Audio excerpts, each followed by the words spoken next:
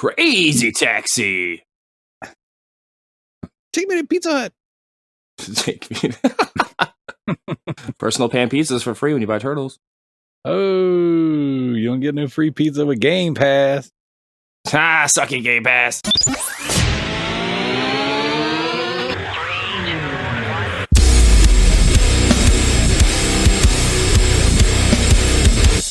I feel the minutes count down on the clock again. Feel like I'm playing in a game that I can never win.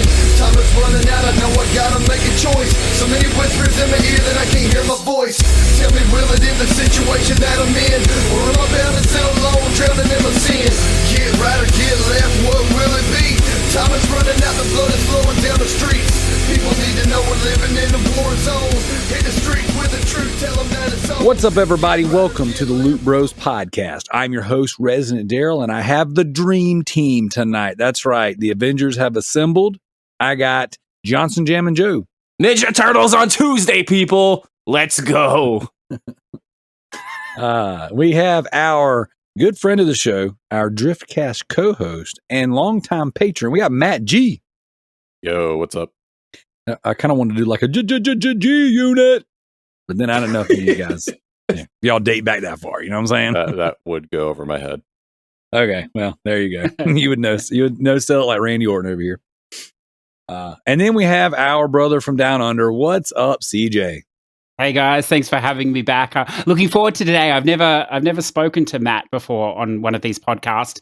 These doobie whacking, modern, highfalutin, is it? See, you can tell I haven't done these for ages. I don't even know what they are anymore. But I'm looking forward to it. I really enjoyed him speaking a few weeks ago on Elden Ring. Not enough to inspire me to play it yet, but I did enjoy listening to it.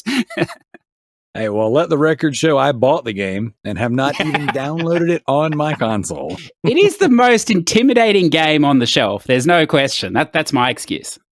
Yep. Well, this is what I did. I bought the game, in quotes, for my son. I said, son, what'd you think of Elden Ring? He's like, don't really like it. Bloodborne's better. And I was like, okay, that's all I needed to know. So, wait, Darrell, you bought a game and you haven't played it. Is that different than normal? I'm confused. Can you believe I am that? also confused. Can you believe that this guy right here, the host of the Loot Bros podcast, owns a game that he's never played? I know. Crazy. At least you unwrapped this one. Yeah, I mean, I digitally unwrapped it. I didn't even buy a physical. Can you imagine how far down the queue this game is, though? Because he's not even pretending to have played it. That's how far down the queue this game is. I don't want to have to pledge him, but I may have to pledge him. Oh, No, Fear, because I really want to do a Super Loot Bros about Fear. That is one of my all-time top 10 favorite games. And it's like, okay, it doesn't take you that long to get through. It's okay, because I think what I'm going to do is I'm going to pay Tricky money to have to platinum The Last of Us. It'll never happen. It'll never happen. He'll be stuck. He'll never get another platinum as long as he lives. I'm going to force it on him. Because he says, like, I'll never platinum it because I don't want to ruin the experience of the game. It's like, well, you can be bought out, sir. Do you know what I like about people like him, though, is, they platinum almost no games at all. So when they platinum something, it's like obviously a good game. It's like a massive achievement. Congratulations. So, but at the moment, he's working on that Lego Skywalker, Star Wars, whatever it is, game, which is like maybe like 8 hours of story and then like 200 hours of just random grinding. And I love that, you finish so few games to platinum, but you choose ones that have insanely boring grinds. I think that's wonderful. I tip my hat. Yeah, he definitely picks them. So. Yeah. I've been trying to just play Lego games lately, and I got to be honest, man, I struggle. Sometimes I'm like, I don't even know if I want to finish the game, much less go back for the platinum. That's why I stick to actual Legos. Hey, I have completed more Lego sets than I have platinum Lego games. That is Did you order Optimus Prime, Matt? No, but actually today I just got Mandalorian's new Naboo fighter. Oh. Yeah, I ordered Optimus Prime. I had to have it. You get me a Soundwave, I will order that shit coming faster than I can get my wallet. That's coming, and so is Soundwave's coming, and so is a Galvatron. Apparently, you sound like Arnold in the gym. I'm coming every day. I'm coming in the gym. I'm coming when I'm home. I'm coming. So All right, guys, this is the Loot Bros Podcast. We're here to talk about games. We have two, not just one, but two twats this week. This week's official topics. Oh, snap. Double twat. But twat. So we are, I'm very excited to be back. You know, I missed last week. You know, I listened back to the show. Thank you guys for covering the show and making it happen. It was obviously such a daunting task to make the show happen that Zach fell so incredibly ill that he is literally on the porcelain throne as we speak. He has been sick to his stomach. He's been vomiting and diarrhea for 7 days. I mean, he's the real Frosty Craps now. Literally. So now, usually when somebody misses, I make the joke. It's like, oh, you know, they couldn't make it. They had diarrhea. You know, everybody message them and say, sorry about your butt. This time, that's literally the case. So any given time, if you guys want to shoot Zach a message and say, hey, sorry about your butt, it would actually be a real thing. He would appreciate it. So here we are, Loot Bros Podcast.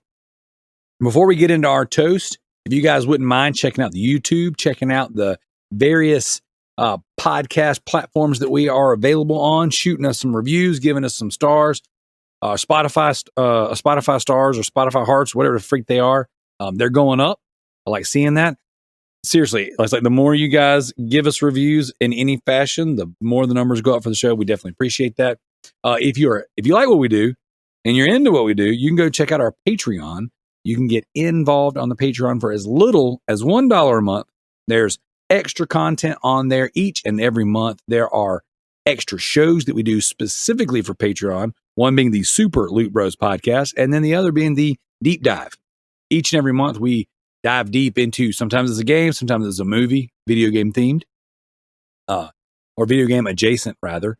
So definitely lots of cool things on there. Anything I do, 2236, Loot Bros, Comic Cast, all that stuff, you get early access to on the Patreon as well.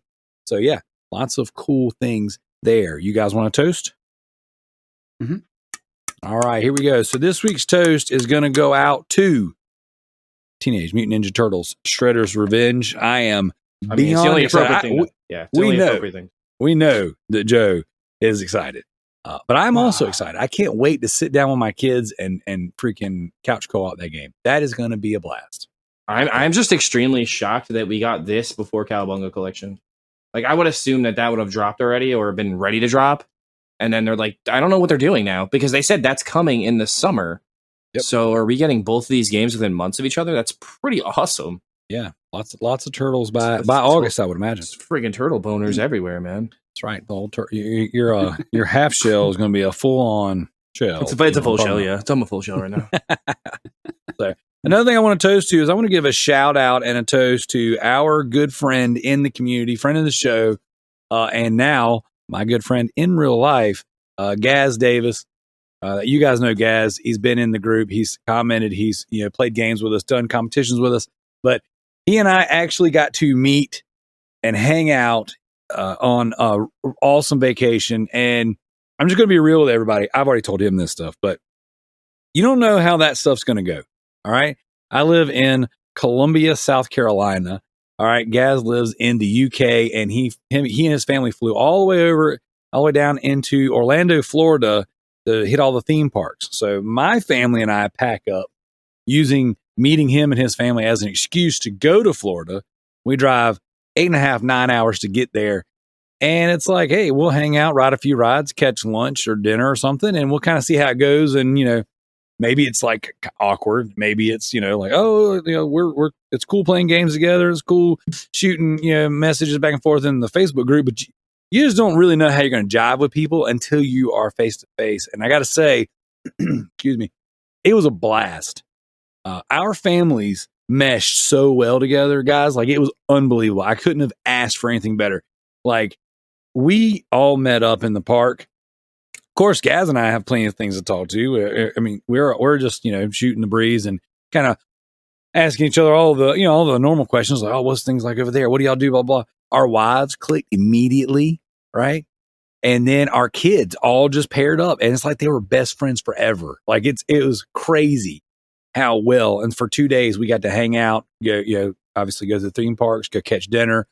And then they had another family of friends of theirs that came with them. So you're like, okay, wow, this is 3 families meeting up. This could be awkward. It was like we've all known each other our whole lives. So I just want to give a special shout out, not just to Gareth and his family, but like this show has made that possible. If it wasn't for this show, and I want to actually, you know what, a little extra to CJ, because if it hadn't have been for my relationship with CJ, Push to Plat existing, you had Gareth on your show before he and I really interacted together.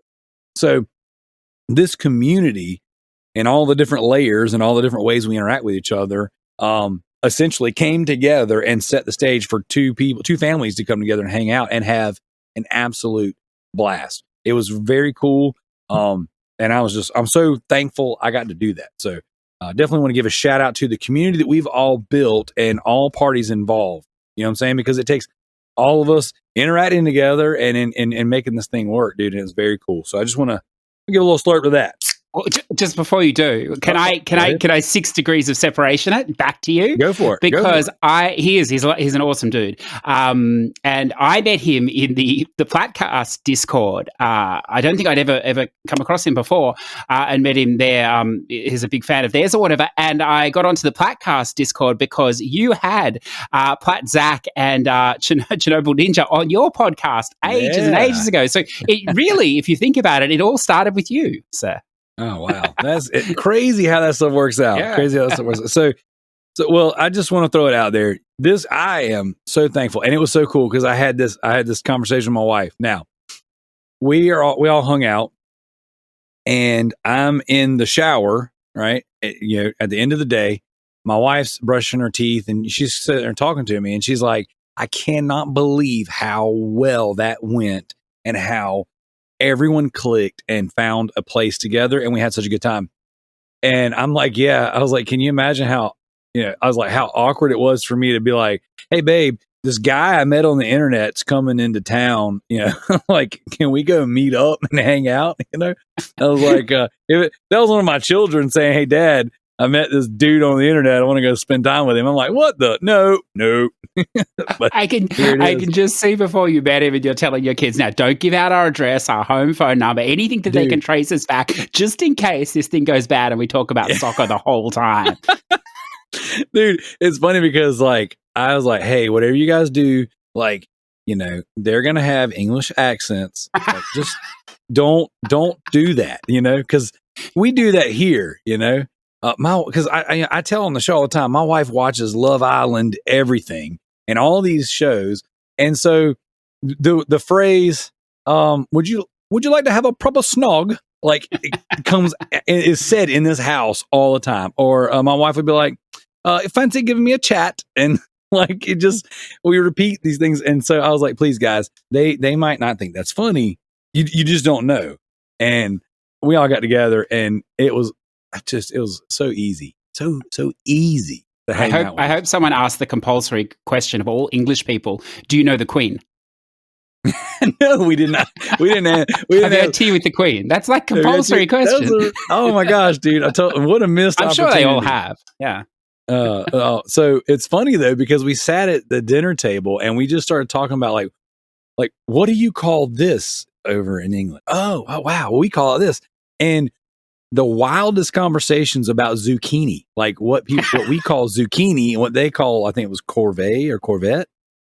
I was like, wow, it was just beyond fascinating, the conversations we had and how much fun we all had with it. So it was a blast. Thank you guys for setting the stage and making that possible.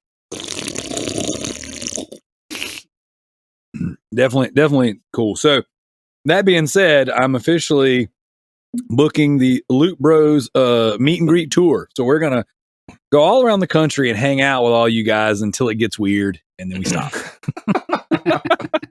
Until dude, my wife was like, all right, now you tell CJ he's next. Oh, I think that's going to be one. I think I'm going to get on with your wife very well. A lot better potentially than I'll get on with you, I think. I mean, well, that's pretty dang good. Because she doesn't mind a glass of wine, does she? We'll get on like a house on fire. Well, we'll see. But dude, it was fun, man. It was so much fun, and again, good laughs, and we had a good time. So yeah, we'll definitely be doing things like that again. And what's fun is we're like, oh dang, well, I guess we have an excuse to go over to the UK now. Well, let's go meet the Queen. But definitely a blast. Awesome. So that was cool. So all right, let's get into what we're playing. We're gonna start with our guests, and we're gonna go with Matt first. CJ, I'm actually gonna let you. We're gonna end with you. We're gonna start with Matt and end with you. Awesome. Guest sandwich. Oh, double stuffed Oreo, if you know what I'm saying. I tell you what, I'm getting in the mood now, Matt. Keep it going. All right. So I've actually got a bunch of games that I've been playing, and I'll go into more on this the next time we get into the Driftcast, but I finished Metroid Dread. Just a fantastic Metroid game. I can't say enough about it. It's not as hard as others. It's not as long as others, which I know some people here might be excited about. That's what she said. But sorry.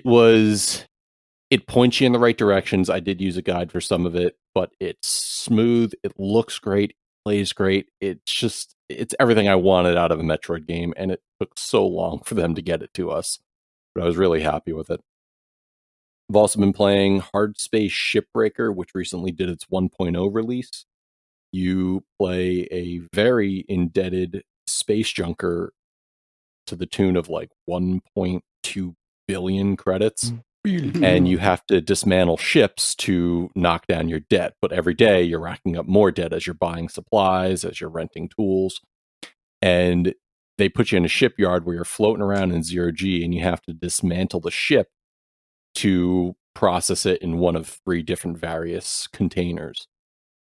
And if you don't do it right, explosive decompression will kill you. And then that just racks up more debt, because what you have to do is you get charged for being cloned. So it's really chill, and it's kind of like a space western. It's got very western type music playing in the background. And it's a very neat game to play, to chill out until you get to the point where you have to remove a reactor, and it's like, hey, you better do that fast or it's going to explode on you. If you have a PC, I suggest looking at it on Steam. It's a lot of fun. I bought it a while ago, probably back in 2019. I first saw it at PAX 2019, and I've been playing it since. So they just did their 1.0 release. Take a look at it. I've also been doing the Ghost of Tsushima Iki Island DLC. I love that game. I love it so much, and I only stopped playing it to play for Horizon Forbidden West. So now that I finished that, I starting to go back through that DLC. Speaking of which, I started a new game plus on Forbidden West because I love that game. I'm waiting for CJ's comment, because from what I've listened of you, sir, you are not a fan. The funny thing is, like, I know you don't, the trophies and achievements, just, they're not a big thing for you or whatever, and rightly so, should I say. But they brought out a patch just the other day or something with 3 trophies requiring the New Game Plus and all that. And then one of them is actually, maybe I can ask you about this. You're getting these challenge tokens, I think, when you finish quests and things now, but Yep. Can you only get those in New Game Plus, or if you were to start the game fresh now, could you get them in your first playthrough? Do you know? Or I'll have to get back to you, because, like you said, I really don't pay much attention to them, but I can definitely go look to see what my progress is, because if I have progress, then it means it carried over. If I don't have progress, it's got to be a New Game Plus only type of thing. And are you playing it in like a harder difficulty? Is that why you're doing it again, or you just wanted to do it again? Nah, I just wanted to do it again. I love the game. It is so good. It's one of my top 5 games so far this year. Do you like it more than the first one, or? Yes. Yeah. I'm really enjoying the world that they built in this one. And the story, not as much as the first one, but the gameplay, the weapons, the challenges that they introduced, because they got all sorts of like arenas, and that's where the challenge tokens come in, and you use them to buy legendary gear, which is kind of the end game goal stuff that you want. And that's what I'm using to go back through. So That's it. Well, I'll get back to you on the answer on the platinum or the the other trophies because I'm just not 100% sure and I don't want to mislead everybody. Yeah. Yeah. No, it's a cool thing to do. I'd be more interested in playing that one again than the first one because the first time I played through it, like I only dabbled with some of the gadgets that you could use. I didn't go into them hugely and just went with the loadout I liked. But I know playing again on the harder difficulties, it really you need to utilize some of those gadgets, disc throwers or whatever they are, and stuff like that much better. So I can definitely see being value in a second playthrough more than I could see in that first game when they made you do it. Yeah, and like I said, it's just I enjoyed the world so much, and for anybody that played, not to get too spoilery, but it's been out for 2 months. Yeah. 2 months. Jeez, what is it? There's no FOMO. The time has flown by. A couple months now. It's like 4 months, isn't it? That under desert world just astounded me. Yes, and the visuals were just so entrancing. That's what I thought about when I thought about this game. It's amazing a PS5 can do that. I was blown away as well. First time I've seen it. Yes, the system does pretty well. Listen, it's okay. It doesn't hold up to my 3090, but it does all right. Yeah. I've also played a game that just came out in beta on the PC called The Cycle Frontier. You can go in a team up to 3 people. You launch and land on a wild world, and you have to collect resources. But the catch is the enemies there are pretty damn deadly. If you die down there, you lose most of your items except for what you have in like your safe pouch. And more importantly, there's other players in the world who can kill you and take your stuff. So you go in knowing what the risk is, and it's a real risk reward type of game. Do you want to extract now with what you have, or do you want to dig a little bit further? My friends and I were playing yesterday, and we were spending way too much time in a puzzle room that we solved. We were gathering loot. Somebody came in and just murked us all. So it's a fun little romp. It's just, I have to play it a lot more to get into it. And I also downloaded the demo to Metal Hellslinger. Darrell, this might be a game you might be interested in. I'm not sure if it's on anything other than PC. But you guys have heard of like Bullets Per Minute or Crypt of the Necrodancer. Yes. It's a game like that. It plays songs, and you have to shoot and kill demons to the beat of the song. Oh, that's awesome. I've heard of this. And the neat thing is it's got the backing and by some major the metal bands. version. Yeah, it's you got Trivium, Lamb of God, Arch Enemy, Soilwork. It's got all these bands that are making original songs for the game. And the motivation is you have to increase your multiplier because only at the highest multiplier level do you start getting lyrics. So as you increase that multiplier, they start introducing more of the instruments and the background music until you get to level 16, which is where they start introducing the music or the lyrics. And it's just a single level right now, so 1 or 2 songs. But I could already tell this is going to be my jam for a while when it comes out, and I think it's slated for September. Wait, it's only like the beta version? Oh, it's a demo right now. Damn. That's pretty sick that they have that much content in already. Yes. It just so many people have mentioned this one to me personally, like this is going to be my thing because, I like metal and all that good stuff. So, and I hear it's just very good. Yeah, well, the graphics aren't the greatest to write home about, but it doesn't need to be. The music just keeps you going. And I was struggling at first when I started, but as you found the rhythm and as you figured out the guns and which to use where, it just started jiving. And I was like, okay, I could see this is going to be a problem for me. Good problem. And finally, I've been doing a whole lot of emulating on my Steam Deck. I've got all sorts of games that I've been playing. I've been playing old stuff. I've been playing newer stuff. It's just that is a little system that could, and I've been enjoying the hell out of it. I'm going to get one. Not anytime soon, but I'm going to get one. That's awesome. Can I throw one out there? I want to ask you about. I don't know, Matt, because it's so awesome hearing you speak. Because I think out of all those games you talked about, I've only ever heard like of one or maybe two of them. So the only reason I come on these shows, in case you didn't know, is just to create a list of games for myself to play. So I really appreciate that. So it's totally selfish. But you're talking about that metal one. There's one called Soundfall. Have you heard of that? It came out. I played Soundfall. Yeah, I think I saw the trailer for that a little while ago. I couldn't remember where I saw it. Maybe it was at Games Award or something like that. But that looked enticing as well. Yeah. Have you played it, Joe? Or yeah, did you say? Yeah, it's actually what is it really like? good. It's good. Okay. So it kind of plays like Diablo, but with kind of like it's more based in the music. But it's really fucking smooth. Like I played it on the Switch actually, and it actually runs pretty decent. Like I was shocked how good it was on the Switch. I was like, man, should I buy this? Yeah, should I buy this? Because I was like, I played the demo and I was like, oh, this is a really, really good game, and like I want to pick this up. But then I was like, there's so much stuff coming out. It's like we're in the season right now. Like we were out of review season, and now we were into like, all right, backlog season, right? Okay, time to play your games that you know. But I feel like now we're getting back into game season. Like Quarry just came out, and Ninja Turtles comes out, and Fire Emblem comes out.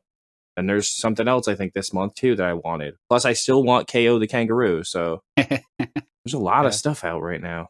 It's like, but I definitely think it's definitely a game you would want to check out. I mean, and you said the demo is available on the Switch. I think it was the Switch I played it. I can't remember where I played it. I might have played it on PC though. There might have been a rare occasion where I actually played something on Steam. I'm on the eShop and I don't see a demo for it anywhere. I can't remember where I played it. But it was really fun.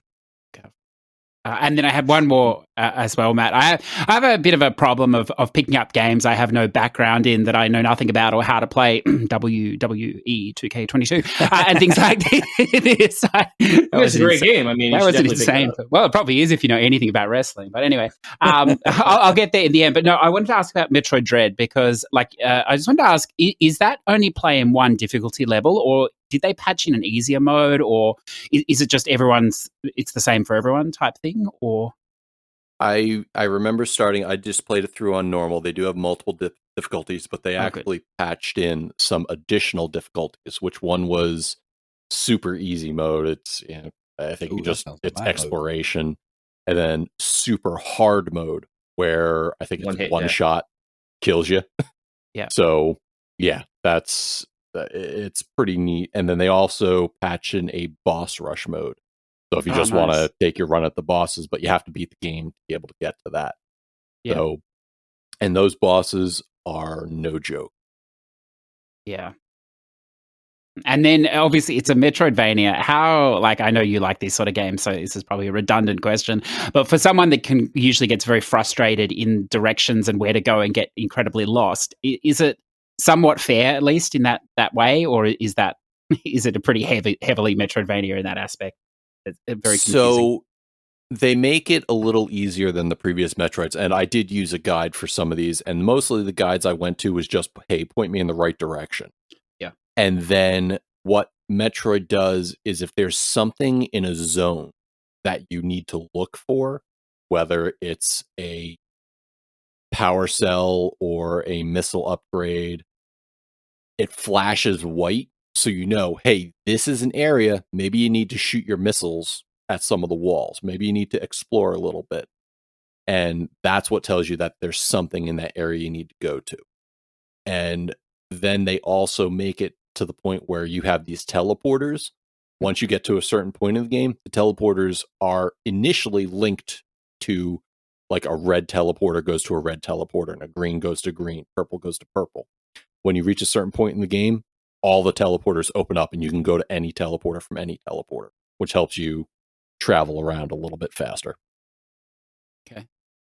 Yeah, thank you for that. There's some fucker out there listening now, and he's like, this fucker just comes on once every few months just to build a fucking games list. He doesn't care at all. Look at him.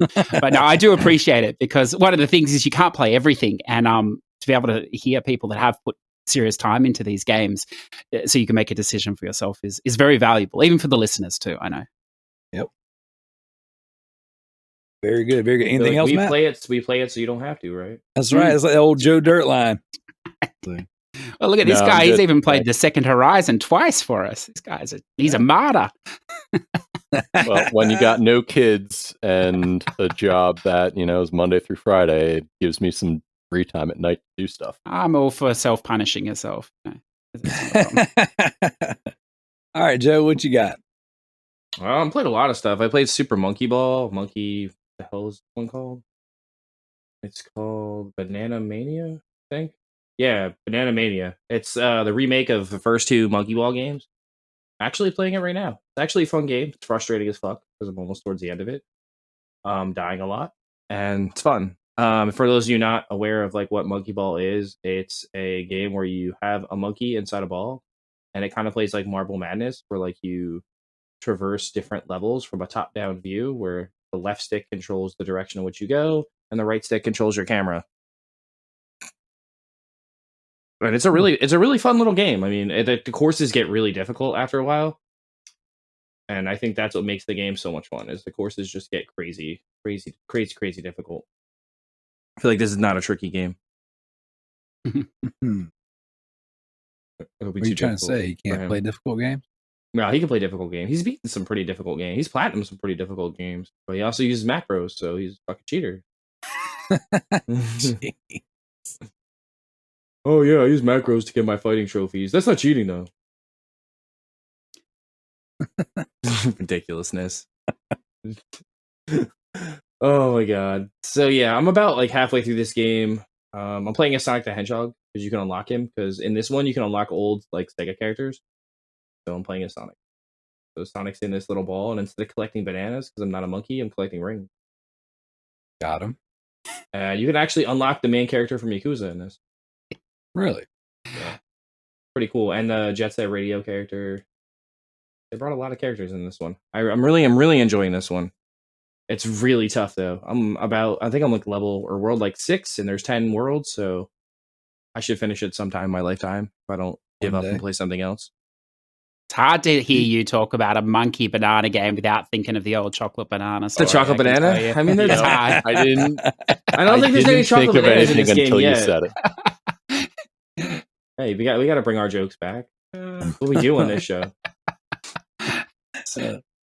Yeah, it's so funny. Like just the things that stick in this world. You could be the most straight up sound, just the best all around dude. You tell one poop story, and everybody looks at you sideways. I'm waiting for someone at work to bring up the chocolate banana story. That's what I'm waiting for. Like, run randomly when someone's gonna come to my office, and be like, "Listen to your show." So, chocolate banana song. Hey, so there's been days where we've had some of our fabricators at work listening to this podcast on their radio, blasting like, "Oh my god!" in the shop. And that's weird when you hear your voice and like your dumb jokes being blasted in a warehouse. It's just like, I don't know, man. I don't know that I want that. I'm glad people still like the show. Like, I mean, can you put that in your headphones for me, please? Because can you put that on blast? Like, play that out. Like, go to a fucking like McDonald's and just play it right into the headset of the person working there. Everyone deserves to hear our shenanigans. I'd like a number 4 large with a chocolate banana. Chocolate banana. What else you been playing, Joe? Not much this week, honestly. I've been working my ass off, and like I've been coming home, and it's funny because like my Canadian bitch got home on Tuesday, and he was like, "Let's play some video games," and I'm like, "All right, we'll play at 10 o'clock," and then I fall asleep every night at like 11:30. And it doesn't help much because my baseball team is playing on the West Coast of the United States this week, which means the games don't start till like 10 o'clock at night. So I've been trying to catch them when I can, but I've been falling asleep like while trying to watch them. So that's okay, Joe. I fall asleep to baseball as well. Wow. Thanks, Matt. I did play a little bit of Naruto, Boruto Shinobi Strikers because we got it for free from PlayStation Plus. It's fun little game. It's kind of like a 3-on-3 Naruto game versus like usually just a 1-on-1 fight. So this makes it like 3-on-3. You're like you have like 3 people on a team, and it's enjoyable. It's mostly an online game though, so this is like mostly a multiplayer game, and the trophies are like all multiplayer grind.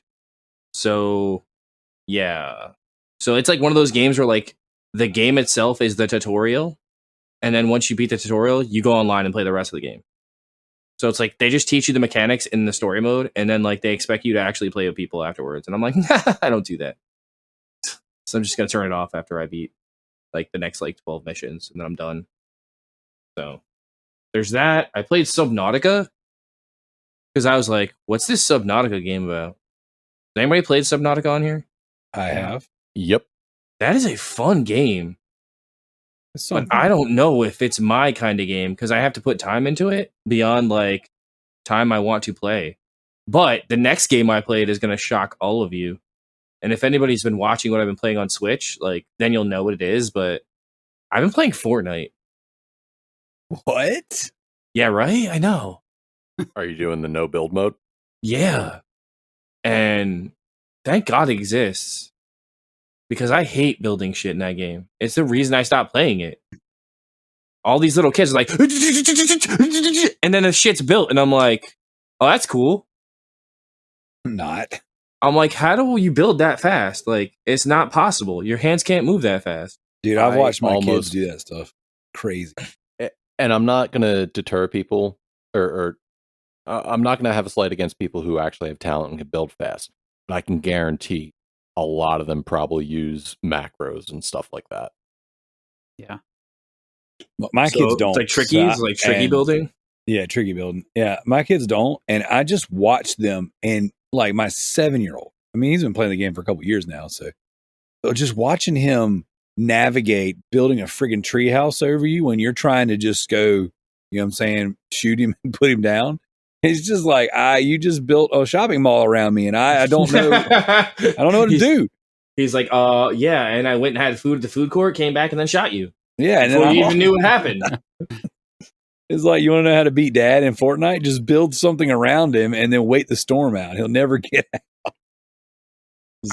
That's one thing that I just still hate about that game is that the storm is so annoying. So I just want to kill people, and this stupid storm keeps pushing me. I guess it's a good mechanic though, because it makes you like have to interact with people. You can't just hide. Like, and it's funny because they shorten the length of the storm now because people used to hide for like hours in like 1 versus 100 mode. I used to hide forever because like you would wait for the storm to shrink the map down before you had to come out, and then there would only be so many people left. You're like, okay, well now I'll come out because there's only like 20 people left. They all died. So I don't know. I really liked it, and it was cool now because like it's all like you can do like anything in that game. There's like a creating suite now. I was like, man, this game has really become its own thing. It's huge. Yeah, it's like this. Wild. It is wild, Darrell, and it makes me feel like I missed out on like so much, like unlocking characters and doing shit for like years because I was like, man, I have this generic fucking doofus over here, and this guy's flying around in a banana suit. This guy's Darth Vader. This guy's someone else. Where's the chocolate banana suit? And like, I don't have Apparently, I need to buy a battle pass and then another battle pass to get that one. Yeah. Yep. It's wild, dude. That should be something that you know, if the Woot Bros podcast ever gets big enough, you'll see the chocolate banana in Fortnite. That's the goal. That's the goal. Now, and the goal is now to get the chocolate banana suit in Fortnite. Dude, but it's crazy because like my kids will be playing Fortnite, and it's like, oh, there's Batman versus Thor and Chris Redfield and Nathan Drake. It's insane. The sandbox, the Ready Player One sandbox that exists in the game. It's just so cool though. Like that's like the biggest takeaway is that it's just so cool that you can do that kind of stuff. Yep. So, what else like you been playing? That's possible in our gaming landscape that you absolutely. can put that many characters into one game and just keep them there. I've been playing Sonic Mania. That game's really fucking sweet. That's probably one of the best Sonic games I've ever played. I really want to buy that Sonic collection that's coming out, but I don't want to spend $40 on it. But I really want to replay those games on a modern console. And I know that sounds stupid, but it's like always just ease of access. Get a Steam Deck. Yeah, and if I want to spend another $600, Play $400. Sonic. They have a $400 version. yeah. But if I'm gonna buy that, why wouldn't I just buy an Xbox? Then I can play everything for free. Yeah. The problem is I've been reading about the Sonic collection, and it is Yeah. it's got problems. It's missing music. It's Well, it has to monetized, miss music just weird. because of the whole Michael Jackson thing. Yeah, always gonna be missing music. Unfortunately, they just can't. Like, I wish like there was rules when games were created that said like you don't have to re-up the rights every time you do something, but that's not the real world. So unfortunately, People want their money. people want but money twice. it's more than that. Isn't this the game that it's like you've got to order the right edition to get the whole game, and then you can buy some of it in microtransactions, and then some you can't? Isn't? Yeah, I heard that too. Like, I heard that too, though. Really CJ, bizarre thing. I did hear that the deluxe version, which is like $5 more, has like more content, Yeah, and the others. and then you got to I buy don't know why different that packs for is. different things, and like, yeah, I don't. That's what me and my son were talking about this morning. Just how, because we were playing a game together. We were playing Lost Planet 2, streaming through PS Now. And I said, son, it's like it's like Monster Hunter, but with guns. I was like, you'd like it. And so we've been playing it together. And we beat like a mission. He goes, oh, do we have to buy the next mission? Like, just very genuinely was like, oh, do we have to buy the next one? I'm like, no, son. I was like, this, I know. And that's what he knows. You know what I'm saying? I was like, no, son. I was like, this came out back in the day when games came out complete and they worked day one. and it wasn't, I wasn't making like a slight or this is a real sideways game comment. You know what I'm saying? On the podcast, we say that stuff because we remember. But like my son, his nostalgia and his memories are going to be free to play, microtransaction, battle royale, battle pass, watch an ad to get to play your game. I mean, but that's why we get so few new games now, is because you have to be able to make money after you make the game. Yeah. Like, you can't just make a game anymore. That's not a thing. You can't make a game that you want to make unless it's an indie game. I feel like no AAA games are going to be like, yeah, let's just make this new game. Let's take a gamble. No, games are too expensive to take gambles now, unfortunately.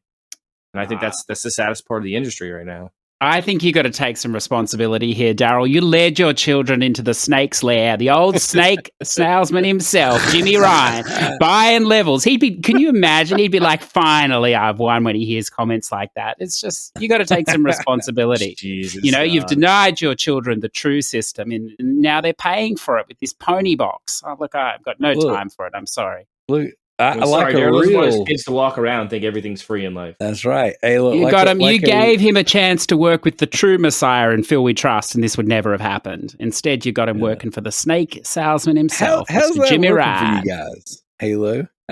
I'm not paying per level like you, Mr. Sony man. Where's all those games? That one game a month. What happened to one game a month? We're still waiting. Yeah. It is depressing though, because I got a nephew who plays Fortnite, and not that that's the problem, and he spends money in Fortnite, and again, not that's the problem, he spends all of his money in Fortnite. But that's like, why would you do that? You could have bought like 4 games. Everything for his birthday. Oh, I just want $40, or I want that. It's like, could you stop? Could you like spend your money in something else? Yeah. No, that's what's in, man. That's like, but I will say this, in Fortnite's defense, that's the new playground. My kids get on there with their friends and their friends' and that's where they hang out. So it's not just about Fortnite as much as it is like, this is the skating rink. This is the, what I'm saying, the skate park where we go and do our thing. Like me and my friends, when we were young, we were outside doing stuff, or we were running to one person's house and bringing all our controllers and playing, WCW together. My kids, it's like when they get home from school, they jump on Fortnite and they play with their friends. Yeah. So it to me, it's alarming and it's kind of frustrating because I'm like, I don't want my kids to like, but it's like, yeah, this is just where we hang out. We want to show off our new thing and we want to get the new thing. And it's something. It's definitely something. That's the best way I can put it. You know what it strikes me? It's such a foreign concept for all of us because we associate gamers with playing a wide variety of games. Like that's what we do. Mm-hmm. That's what we enjoy to do. None of us are trapped by one. None of us just play one game solely. And I don't know. I suppose it's a totally different way of gaming. But I sort of think like you're investing all that time into it. You only have so much time, and there's so many of these other experiences that when they grow older, these kids, and they grow out of Fortnite. which I assume they do, I don't know, then they're just going to have this wealth of games because, as you say, that's basically all they play. So there's just going to be years and years worth of stuff that they've never experienced that they'll get to, I'm sure, at some point. One day. Yeah. Yeah. And it's yeah. I definitely encourage playing new games. Like whenever we hang out together, the kids and I, and we're playing games, it's like, all right, let's play a different game. Like, oh, we want to play Minecraft. No. Oh, we want to play Fortnite. No. Or, okay, we'll play for a little while, but then we're going to do something different. We're going to do something new. Because it is painful for me to think that my kids can only play one game or only play 5 games. It's like, no, the way you're supposed to do this is you're supposed to get a bunch of games. You're supposed to play the first 15 minutes of them and then move on. Never play it again. Like a real gamer. And then tell all your friends how you're going to finish that game one day.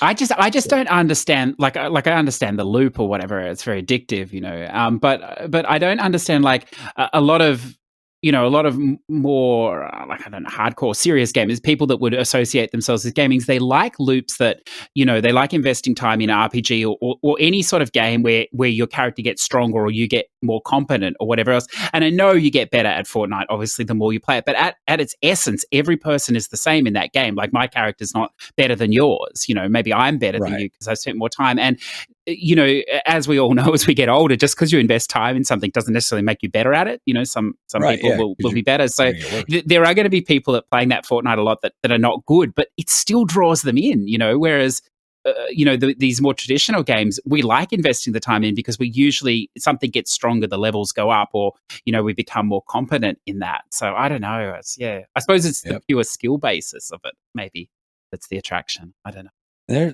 There's definitely something there, something that I don't understand because, even any good game that's multiplayer that like deathmatch and things like that, it's like, okay, this is fun for a little while. Now I'm ready to go do something. I mean, I liked multiplayer gaming on Xbox. Like, it was one of my favorite things to do. I felt like was the multiplayer console for a long time. Like, the 360, that's where I played. I mean, I played Gears of War till my eyes were bleeding. Game was amazing. Game was absolutely probably the best multiplayer game I've ever played in my life. Gears of War 2. You guys remember back in the day when Halo came out and it was complete? Those were the good old days. Yeah. Sorry. Thanks, Jimmy. Thanks, Jimmy, for your input there. I mean, I wish it was good. I mean, I wish it was finished. I mean, I wish it was good and finished. But, yeah. Well, what would it matter? You've played like 2 minutes of it. I mean, it's going to take you years to get to the end of what they already have. I don't know why you're worried about more at this point. You're not wrong. I'm waiting on that freaking co-op mode to come out so I can play with my son, because they said it was going to be on release, and they said it was going to be 6 months, and now it's been a year. Look, just put it up near Elden Ring. It'll be safe there. I mean, you could just play it with macros, and you could be like Tricky. Oh, are you done, Joe? Is that all you've been playing? No, I'm not done making fun of Tricky. Okay, never. I'm never satisfied. Never. No, and then the only other thing I played is Hyrule Warriors, and that's just the ongoing battle to max out Link at level 255 or 225, I think it is. 255 is one of those two. He's at level 185 now, so he's getting there. It's making a slow climb there. Now it's just unlocking shit on the map, and I just have so much shit to unlock. It's just overwhelming at some points. And then I'm like, all right, this character's not high enough level to do this mission, so let's grind for 6 hours on one map to get him high enough level. So I was doing that while I was watching TV with my wife today. So okay, that I'll be doing tomorrow too. Nice. So I have an update. My Switch is not broken. I had to order a new power. I ordered a new charger because my kids lost the 2 chargers I already owned, and like I thought my Switch was dead because like every concoction of USB-C that I put together would not even draw the slightest charge. So my final option was to order a new charger. I got it, and my Switch is charged. And once it was charged, I was like, okay, cool. You can go back to bed now. I didn't actually play anything on it, but I charged. But, all right, I guess I'll go next because I want CJ to bring up the rear. All right, so my list of games that I played, it's all over the place. So I probably the best game and the game I had the most fun with would be Ratchet and Clank Rift Apart. I'm chipping away at the platinum right now. I thoroughly enjoyed this game. I love everything it does with the DualSense. It's a beautiful game. Like the colors are so vibrant. It used to be, it was like, oh man, this game looks like a Pixar movie. Now this game looks better than a Pixar movie. So I very much appreciated all the accessibility options it throws in there. I know I don't usually care for that kind of stuff, but they give you a lot of ways to make the game easy. And it's very much appreciated because sometimes you just want to sit back and enjoy yourself. So I started the game off with spider packs. We were passing the controller back and forth through the first probably level and a half to 2 levels. And then he lost interest and went and go play Fortnite. And then I ended up finishing the game, completely. So then when I claimed my points for it, he was like, Dad, I get 2 points for that too, right? I was like, no, you didn't finish it with me. He's like, but I played it with you for a level. I was like, I'm not cheating and giving you points. No, you didn't finish. Like, if I would have passed the control with you every mission, every checkpoint or something, and you would have went through the whole game with me, I would have fought for you to get points. I have a very important question for you, Darrell. What you got? Did you play through using performance or resolution? I use performance mode. Very good. Anytime I have the option, I pick performance mode. Well, that's the only option you can pick on PS5. You want the thing to actually work. Yeah. But resolution mode, come on. Yeah. As right as you are, we have plenty of things to actually have that option. Whereas over on Xbox, it's like, well, I got one game, I'll make it pretty. Look, what'd you pay for that tech demo? Games. Sorry, go ahead. What'd you pay for that tech demo there? That 30 pounds. But no, so yeah, definitely. I actually did get it on sale for $30. So I've been sitting on it since last year. I've been wanting to play it, but finally got to it. Really enjoyed it. Played some Drawful 2 with the family. Great game. It did not take any time at all for someone to draw a penis, and that my wife kept drawing boobies on her characters, and it was hilarious how appalled my children were. Like, they're like, Mom, you put boobies on your character. What? How do you think you got made? Yeah, just listening to my wife giggle, like she was so thrilled with herself. I'm like, yep, that's why I married that one. So, being that I was on vacation, I played some stuff on the Vita. So I've been playing some Lego Marvel Avengers on the Vita. That thing's wow. That thing is very stingy with the trophies. So I actually got 2 trophies earlier while Matt was talking, and I chose not to call them out, but they were there. So, now that I'm against that, but I did silently trophy pop. So, I got a couple. It's a desk pop. Yep. I got a couple Vita trophies playing some Lego Marvel Avengers. I don't know that I like this game. I have struggled to finish this game over the course of the years. I've started it multiple times. It's got like some really cool set piece, like scene reenactments, but like as far as a game, I just don't think it's the best Lego game. But I'm chipping away at it nonetheless and giving the Vita some love. Played some SpongeBob SquarePants Battle for Bikini Bottom. Game is so good. I don't love this game. What? I don't know, man. It's fine. I think SpongeBob Hero Pants was better. I think without Bikini Bottom, there would be no Hero Pants. You're not wrong. But I also don't think this game is as good as the one that I just platinumed. So, playing some Lost Planet 2 with my son. Just really enjoying that. Playing some Friday 13th with some people out of our Discord. I'm going to give a shout out to Smoke Dog for setting up a trophy boost. Friday the 13th. You guys kill Jason? I have not killed Jason yet. I hit him with a baseball bat a few times, threw some firecrackers at him, stabbed him with a pocket knife. But the game. If you guys want to get together and do that, I am 100% for that. It's one of we're boosting. We're getting together tomorrow, so jump in with us because I'm going to have to man multiple consoles to try to pop some of these bigger trophies. What are you trying to get? So a bunch of stuff. I'll have my people get. I got 50% of those trophies legitimately. But you know how hard that was? It's Yeah, that's pretty difficult. forever. These are some of the grindiest trophies out there. It's fun though. That game's really fun. I wish I had a better community, and I wish they actually like didn't get in that whole like lawsuit. Yeah, with the friggin' creator. I think this is a better game than Dead by Daylight. I do too. I think it's a better game. I like Dead by Daylight, but like the core premise of Dead by Daylight is very, very simple, and I think that's why it stays alive and they add so much content to it, so regular. But nonetheless, the game's pretty good. You know, I wasn't playing it legit. We were actually just like, we had someone in the room who was playing the killer and was just, hey, I need you to go over here so I can throw stuff at you. But overall, like searching the cabins and trying to find stuff. I've been playing The Evil Dead as well.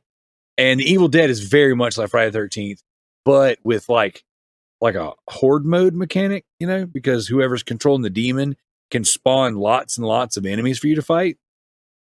So I think Evil Dead probably does it the best out of all of them. But the people definitely that made Friday the 13th make Evil Dead? I'm not sure. I know they made the Predator, and that's fine. Yeah, I think it's the same people. Yeah. So I think that and this is just, you know, me playing them a little bit. I would say Evil Dead's probably the best quality of a game. Dead by Daylight would be the best for community and like, you know, player base, which I mean, Evil Dead is probably going to pass them. And like content, like if there's a certain killer or a character that you're interested in, you're going to find it Dead by Daylight. So like, but your objectives are like very simple and very repetitive in Dead by Daylight. I would say next up would be the Predator. I think the Predator is, because it's a shooter, and you're fighting the Predator itself, like that's very cool. And then Friday the 13th, even though Friday the 13th set it off, I can see where this one might be it runs kind of bad. Like we had someone in the room with a high ping, and the game ran like trash. So I have not experienced that poor performance in the other game. Are you guys boosting the escape trophies and stuff? Those are the fun ones to boost. Yeah, I mean, I was letting Smoke Dog just kind of whatever he wanted to do. I was just going. I'm not in it for the platinum. Is he going for the platinum? Yeah. Some of these guys, they're going for platinum. I'm not in it for the platinum. Would I go for it and would I try to get it eventually? Sure, but like I'm pretty far behind on this. I don't have a lot of these trophies, so I'm just trying to help.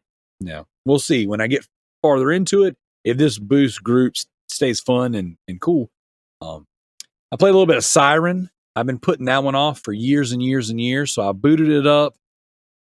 Played a little bit of Siren. The game is very janky. It's one of those PS2 to PS4, you know, I don't even want to call it remaster, like up-res game with trophy support. I don't know. I don't love it.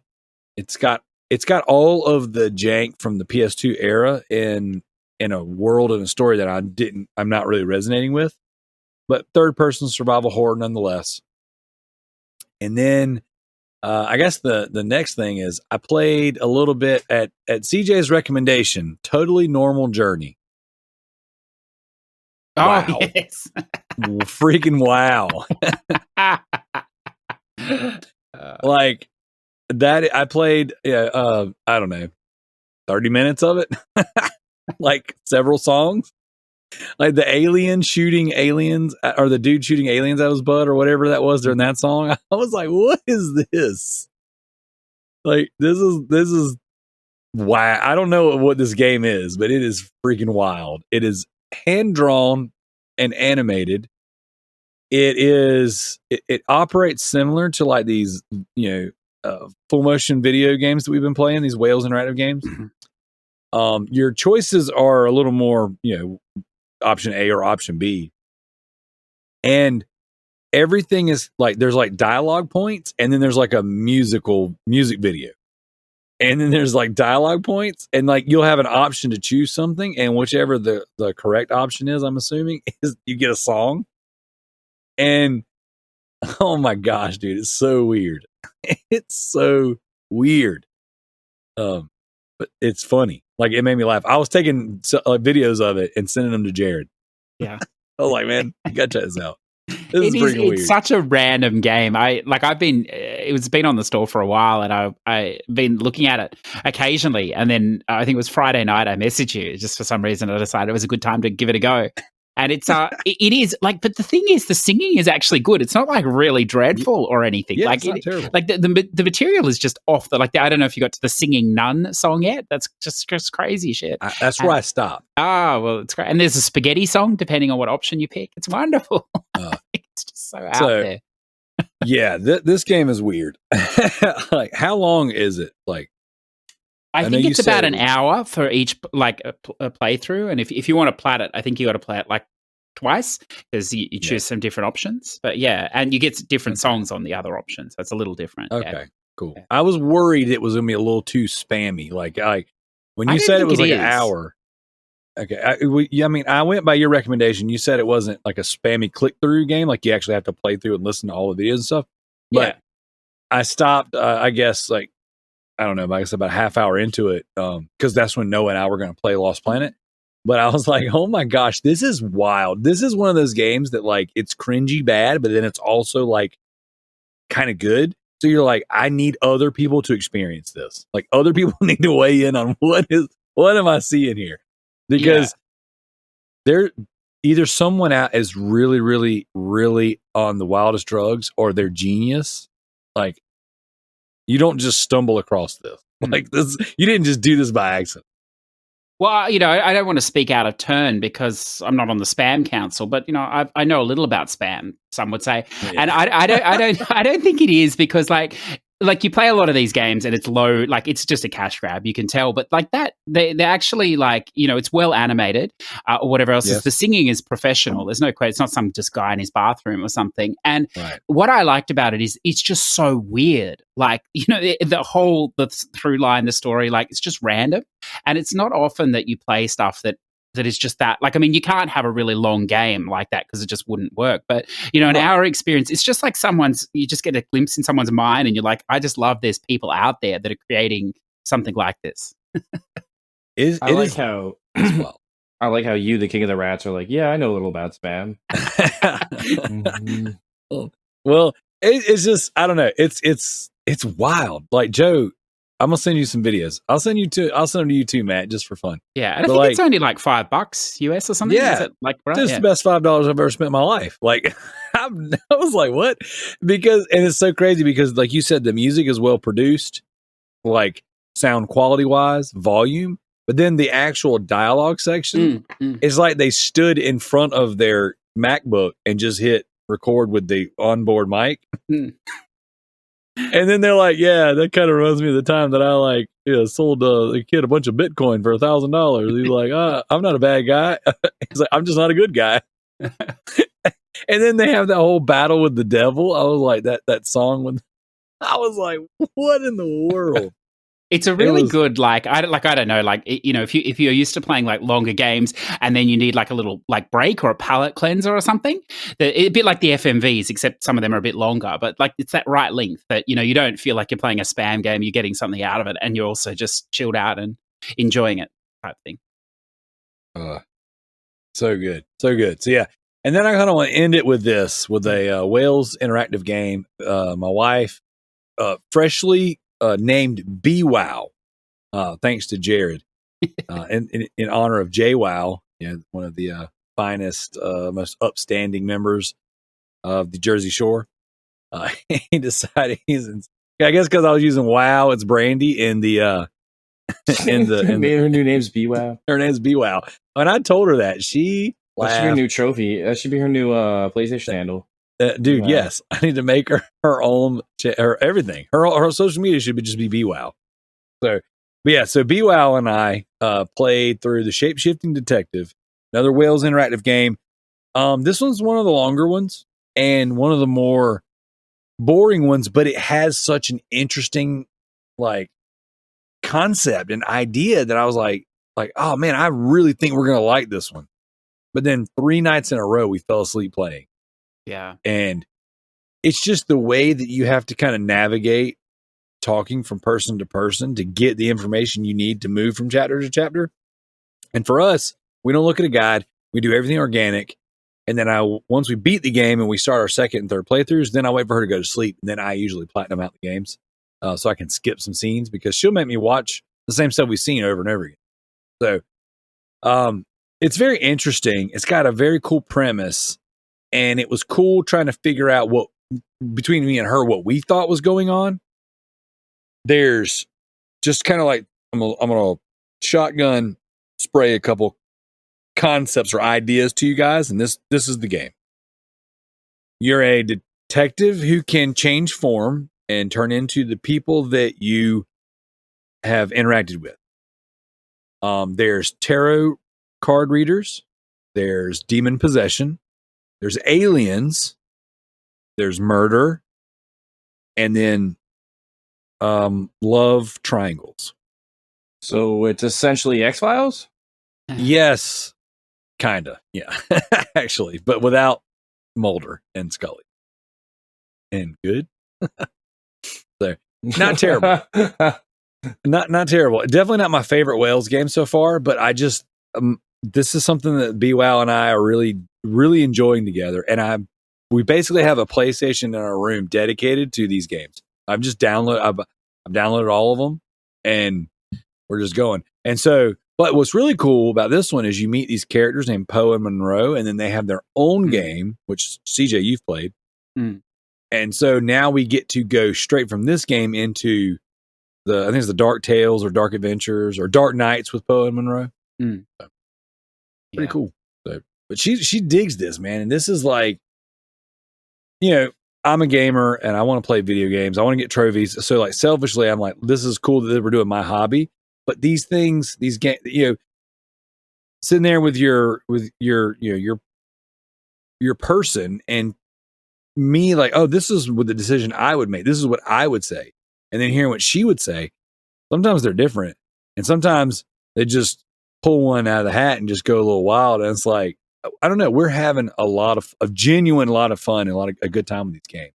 And I highly recommend them. They're all very different from each other too. So definitely dig it. So it is actually $4.41 on Steam right now, on sale till June 23rd. If anybody's interested, do it. I think this one's actually on sale on iOS as well.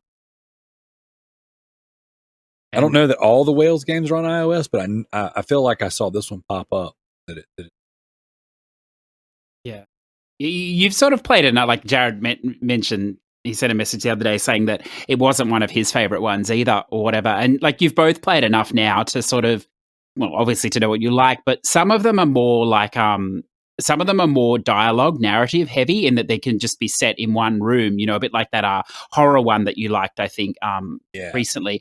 5 Dates was like this, the recent one, the Uncle Marcus one as well. And so they're real wordplay, and you need to really focus on what's being said because there's not a lot of actions going on around it. It's just the story. And, if you want to engage in it, and then a bit like that. And then you've got ones that are just like obscene, a bit like, that Bloodshaw, even the Complex a little bit. Like they're good, but they're more actiony. Like there's more, actually going on, I suppose, rather than just maybe the dialogue almost not as important in those ones. So it just depends, which type you like. I think there's both covered, but that Dark Nights is really good. That's on sale on the PlayStation Store in this current sale for like nothing at the moment. So it's worth playing. You don't have to have played the first one, but you could. And it's really like, it'll be interesting to hear what you think of that, because it really pays homage to all their games, like Dr. Decker, that one as well, all the way back or whatever, elude me at the moment. But it gets weirder and weirder, and it's far less about the dialogue and more about it just gets so random at the end. I need to play it again. Just to get a grasp on it. And it's a really good platinum, that second game, because the story really diverges from the second chapter. And if you want the platinum, you have to go down both paths. So you won't understand at the end of the game if you only play one path. But once you've played the other path, it sort of makes much more sense at the end. So a good trophy list. Unlike that first game, if you're going to try and do the platinum in that detective one, there's a really dreadful trophy. I don't know if you saw it, where you have to get an exact, you need one of the killers to be a certain person. And the only way you know that without playing the whole game is one dialogue line, which happens about 15 minutes in. Mm-hmm. So if you don't get that RNG dialogue line, you have to restart it. And you can restart it like 50 plus times to get that line. So that platinum is a nightmare if you're unlucky. But the other one, well, I've been better. unlucky. Yes. And I was following Mindy's guide. Yeah. And I missed a dialogue option that she said specifically you have to pick this one for this one trophy. And I had it and I clicked. I just fat fingered it. And oh no! Yeah. So now I got to go do all. Fat fingered it. And I got a whole nother playthrough I got to do for this one trophy, That's and it's not even the one that they warn you about. Yeah, that is annoying. Yeah. But it is what it is. I guess a couple other ones. I don't know that. Did I mention Home Sweet Home last time I played? I was on here. Yeah, you did. Okay, I did. Okay, It's a good one. Good. Yeah, that one. Yeah. Okay, cool. That's it then. That's all I got. You go ahead, CJ. Oh, you sure? We can jump me if you want. We've been going for ages. It doesn't worry. Nah, man, let's go. That's what we don't jump people on this show. This is what, half our show is what you've been playing. That's what people want. Though. Well, that's what I like too. Yeah, I talked to a ton of people, and they were like, "Yeah, what you've been playing is great. You guys should keep it up." Yeah. Okay. Well, I'll throw out a couple of quick ones. Just these. I played this a few weeks ago. The Eiyuden, EIYUDEN. So good luck with the pronunciation. Yeah, it's on Game Pass. It's a prequel to a game that's coming out next year. It's a 2.5D side scroller fetch quest, a hack and slash, I suppose, with RPG elements. But it's a really nice little self-contained game. It's about 20 hours or so, and it's sort of like a dungeon runner and resource gatherer, if you like. But it's all really well explained. The only downside is the music is pretty dreadful. They've just obviously commissioned one track and they just put it on repeat. So, get a good podcast and turn the music off. But the writing is cute. It looks really, really good. And I think you can buy it on PlayStation. It's like $10 or $12. It's not expensive. Easy plat, because as you play the game, you'll get all the trophies anyway. Or as I said, it's on Game Pass. It's a really nice little game. Definitely worth checking out if you like fetch questy style games or whatever. And then I don't know. I played a fair bit more of this Stranger of Paradise, the Final Fantasy Origin. Is anyone else playing that or played it? I need to pick that up. No, but I keep all the other podcasts I listen to talk about it and say that seems silly at first, but it starts getting active later. Yeah. See, last time I came on, I lost all credibility because I went hardcore on the line for Babylon's Fall, and everyone's like, this guy's got no fucking idea about games. And this will just dig me in even deeper because there's so much similarity between these two games. Like, I know you can play this game in co-op, and it would be a lot more fun in co-op because it's basically a dungeon crawler or whatever else. I actually thought the Babylon's Fall was better only because the level design was a bit clearer. Like the fall down of this game is some of the level design is absolutely shocking. Like I spent half an hour running around one level just because I couldn't figure out where the forward progress was. And it's basically a linear game. And it's so confusing because you have tunnels and there's no distinctive things in the tunnels sometimes, and it's dark and there's no map either, of course. And it's just like that side of it really ruins it. And it's really frustrating because I've been playing one chapter a night, which probably should take half an hour, but it can take over an hour just because you don't know where you're going. And it's not like fun exploration. You don't know where you're going. It's like, what the fuck is going on? I don't know where I'm going situation. And I realized last night, I was like, I should just power through this and finish it because there is an overarching story, which is okay. And I was like, I'm actually in fear of this game every time I load it up because I'm not sure how long it's going to take me to do the chapter because I don't know how long am I going to get lost for? And I haven't had that feeling before where I'm like, I don't want to play the next chapter because it's going to frustrate the living shit out of me. But that aside, it's good. It has this weird thing. If you like gear, like a gear loop, you get so much gear. Like you get like 100 pieces of gear per mission, if you like, which is just insane. And luckily, you have a 5,000 inventory limit, it gives you an idea of how much you're getting. And then once you fill the 5,000, you can ship it back to the castle. So you can, you have a lot. And the only good thing, or the really good thing that it does is it, because to micromanage that, I'm sure there's some sick fucks out there that would love that, to micromanage everything there, but on what they're wearing with that much gear. But it does give you an optimized setting. So at least you can push that and it gives you the best stuff. But like all these things, it's a bit like an MMO. You get attached to your character. You like the way he looks, and then you pick up like a new hat that's 2 points higher, and like so you optimize it, and now the character looks totally different, and you're like, I can't deal with this guy anymore, and so that's frustrating. Like someone needs to design a game where you just pick up like invisible clothing, so that you design the look you like, and then the hat you get doesn't change the hat you're wearing, but gives you the extra 2 points. That would be awesome, but it doesn't work like that. That do that. In theory, Bravely Avengers Default does that, doesn't it? Does it? Yeah. I believe Bravely Default has like a thing where you keep your cosmetic wear, or you can change the cosmetic wear, but keep the stat boost from whatever else. Okay.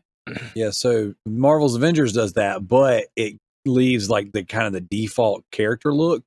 And then when you look at your gear in menu, it's like it's almost like it's like a highlight over it's like an invisible overlay essentially for your characters what they're wearing. And it kind of sucks because it's like, why am I doing this if I can't even see it? Like it doesn't. So I know what you mean, but I haven't seen a game that does it right. No. Well, it is third person, so you can see yourself. And I will give them credit because, like, a lot of these games, when you like, especially with this amount of gear, and you can always change the way you look, you would expect the cutscenes to perhaps just use a generic model, but they do. Every time I've changed and there's been a cutscene, it's showing the current clothing I'm wearing. So good job on that, or whatever else. But yeah, it's definitely not as good as, like, I think it got a free pass compared to Babylon's Fall. I think they're really similar games, and it doesn't look any better. That's for sure. But I suppose there's more of a story there or whatever else. But it's good, but it's not.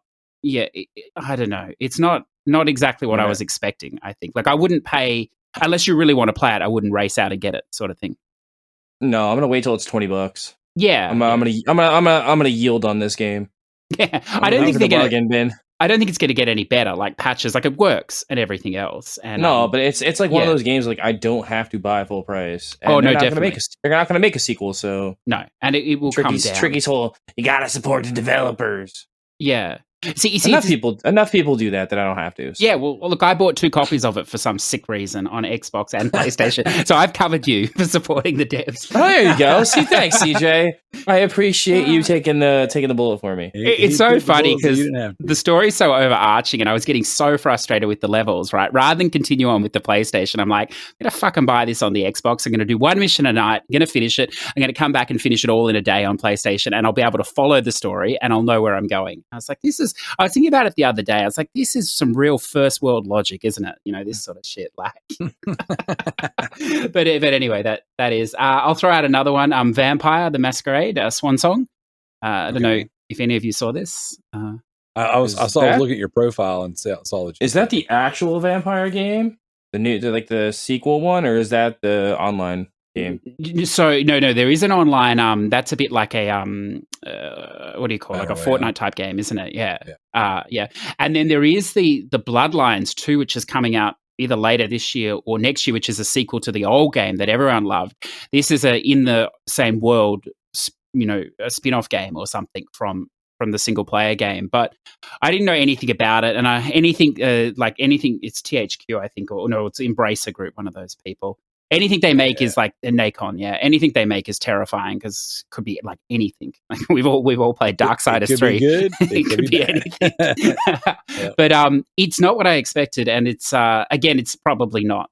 It need to race out and buy it unless it really interests you at the price. But it's more like a detective, a game or whatever else, in that you come in, you play 3 different perspectives, so 3 different characters, and you play them in scenes, if you like, one after the other, and then into the next chapter. So you're seeing different perspectives of basically they've had this big party on a rooftop in Chicago, I think it's set, and normal people have come in and infiltrated and wiped out a whole lot of these vampires. So they've sort of been exposed, and it sort of picks up there, and you have to look at, did the warlocks or, leak information, or how did they find out, and they're going after all these people. And I'm not hugely into the lore of this series. They've made it, like, obviously the games, they've made a couple of visual novels as well, which quite good, I believe. But it's if you were into the lore of the game, it's really deep. Like there's information everywhere. There's notes to read, and like this, I've noticed this with the Embracer group a little. The facial animation is excellent, like really top quality, and everything else is B grade. So if you, but that's fine. If you don't need the graphics, if that's not a big selling point for you, it's actually because it technically is open world, I suppose you could say. It's actually quite good. And the story, like, I don't know, the more I'm playing, the more I find the story is more important than anything to me at the moment or this year, playing so many RPGs and things, overarching story. And the story is really good. It's really got me in. So I'm enjoying that one. And then, I don't know, I'll just try a random game. Null, The Mortal Fate. Does anyone know anything about this game? Nope. Nope.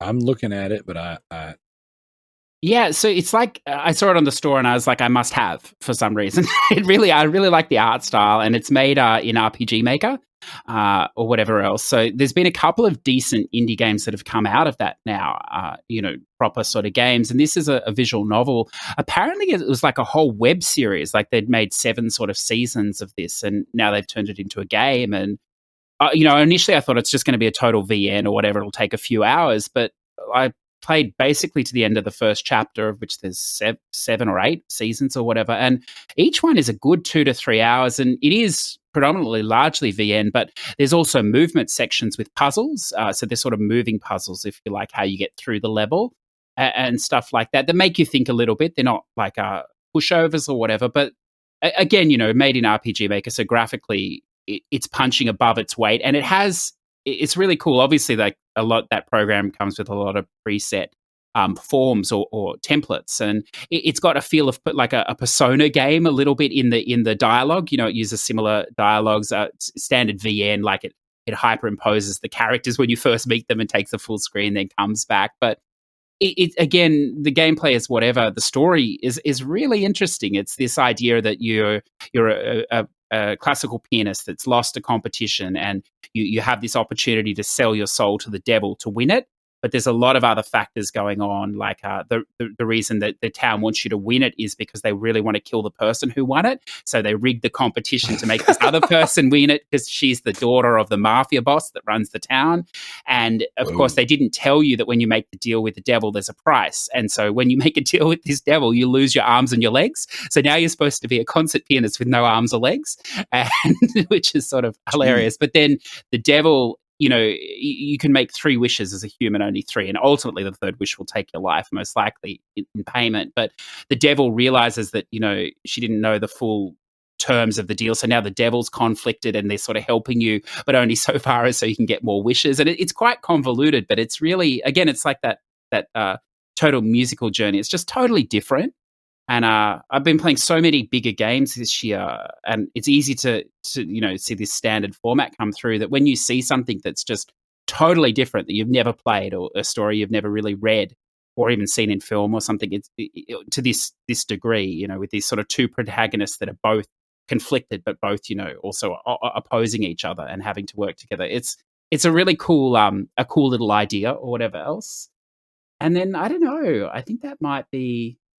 Oh, I played a little bit Nobody Saves the World. Has anyone played that yet? I haven't played it. I've heard a lot of good I definitely things. want to pick that up eventually, though. I see that on Game Pass. A bunch of my friends were playing it, and I just haven't made time for it. I went on to play things like Tunic instead. Yeah. We did the opposite then. I saw Tunic and thought, oh, God, no. Too hard. I'll go with this. It's awesome. I want to say it's by the Guacamelee people. I think it is. Yep. And it's that sort of art style, and it's a dungeon crawler, which is and it's fun. Like, again, you put on a podcast or whatever. I started playing this thing called Young Souls a couple of weeks ago, just totally randomly. Again, it's on Game Pass, and it's a dungeon crawler beat 'em up as well. And I was like, these games, like, they start off fun, and an hour later you're like, yeah, it's just a loop. I'm bored. But they have actually decent stories. The Young Souls one has quite a fun story. I won't touch it in case somebody wants to play it. But this one, it's not so much about the story. It is definitely the loop. But the hidden sort of gem in this loop is that as you do little quests, which are like kill so many of X number or pick up so many things, you unlock a new form, and there's just tons of different forms. So you start off as this like blob, and then you can become a rat, then you can become a knight wizard, all these random things, and you can switch between them. are having different abilities. So I think it plays like a roguelite the further you get into it, but quite fun. Yeah, there feels like there's probably more, but I think that's enough. It's a good list. Yeah. That's a very good list. There's just too many games. Like I set out this year to play a lot of bigger games, and it's just like crazy how many good games there are in the last year or two. And, I mean, it's subjective. Some people may not think they're for them, but I know there's one more I wanted to throw for you, because I'm sure someone here is a fan of Stranger Things. I am. On.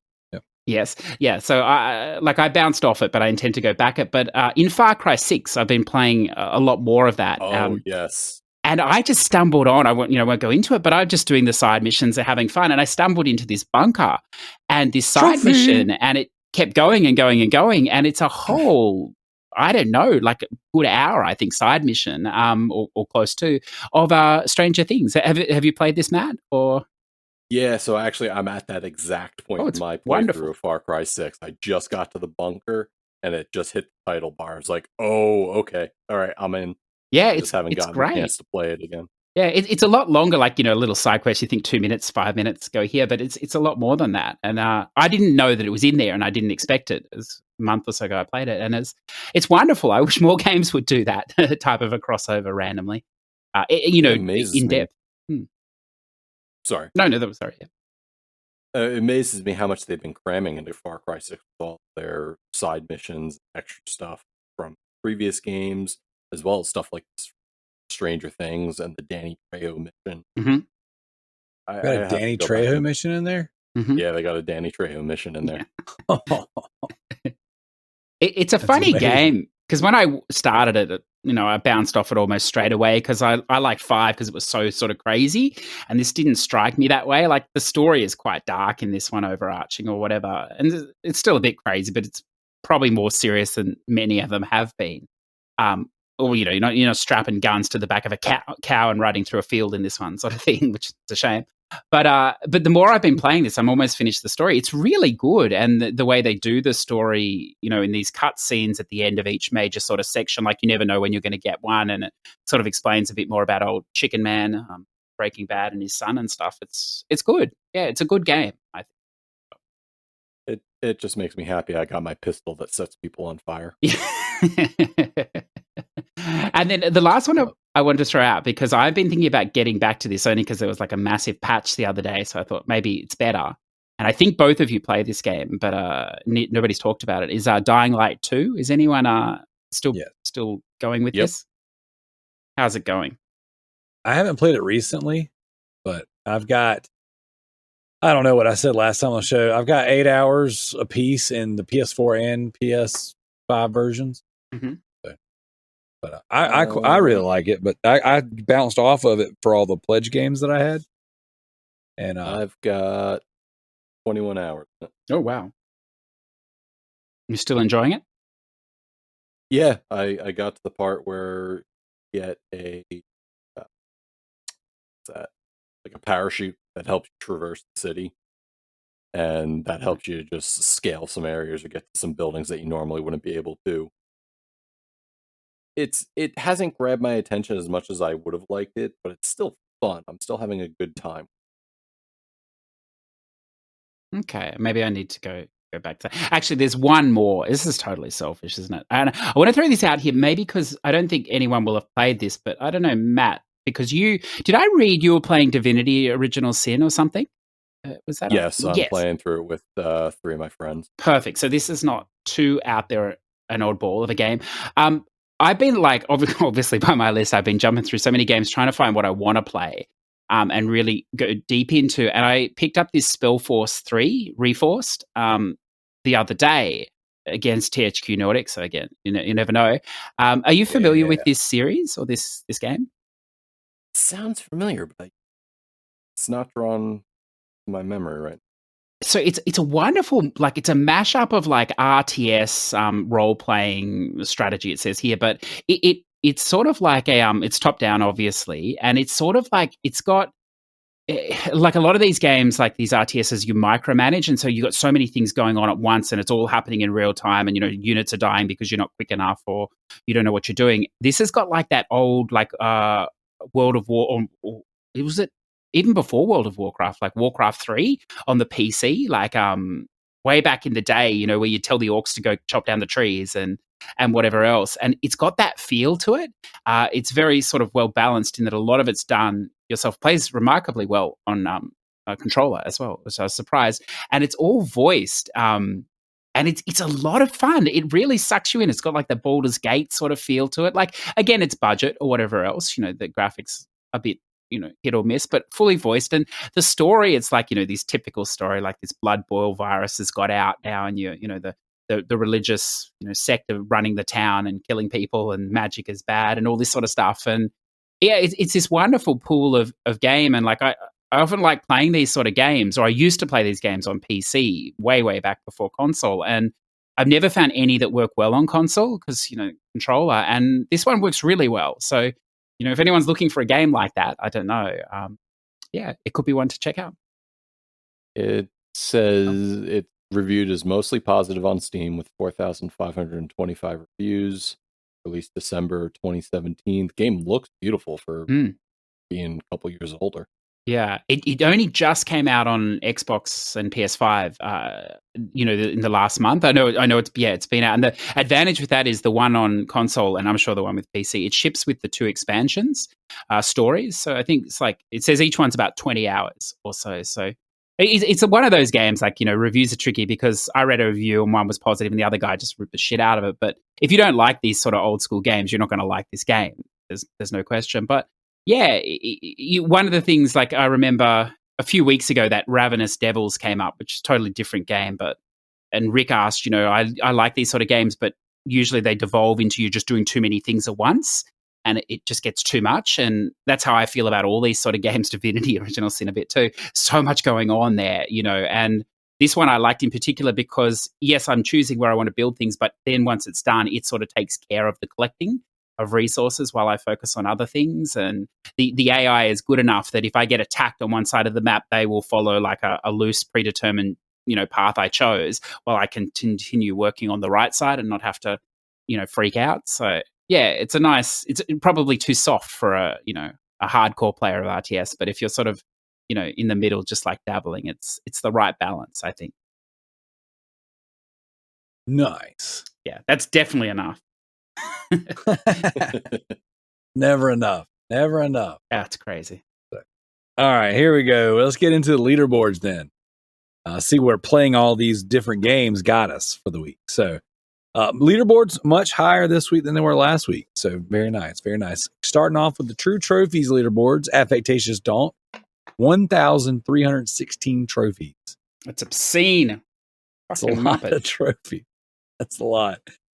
Second place, Dat One Seagal with 119 trophies. That is such a huge drop.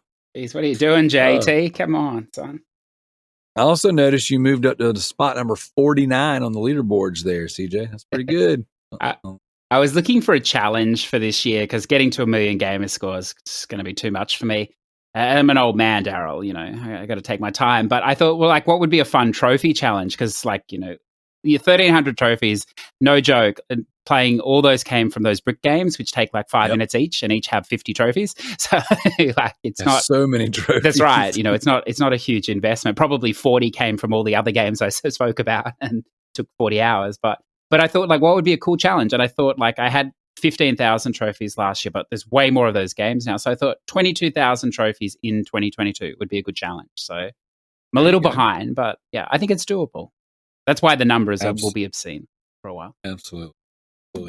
Third place, Residentdarrell with 67 trophies. Only 1,249 trophies behind CJ. Some people don't even have 1,249 trophies. I'm fairly certain I'm one of them. Yep.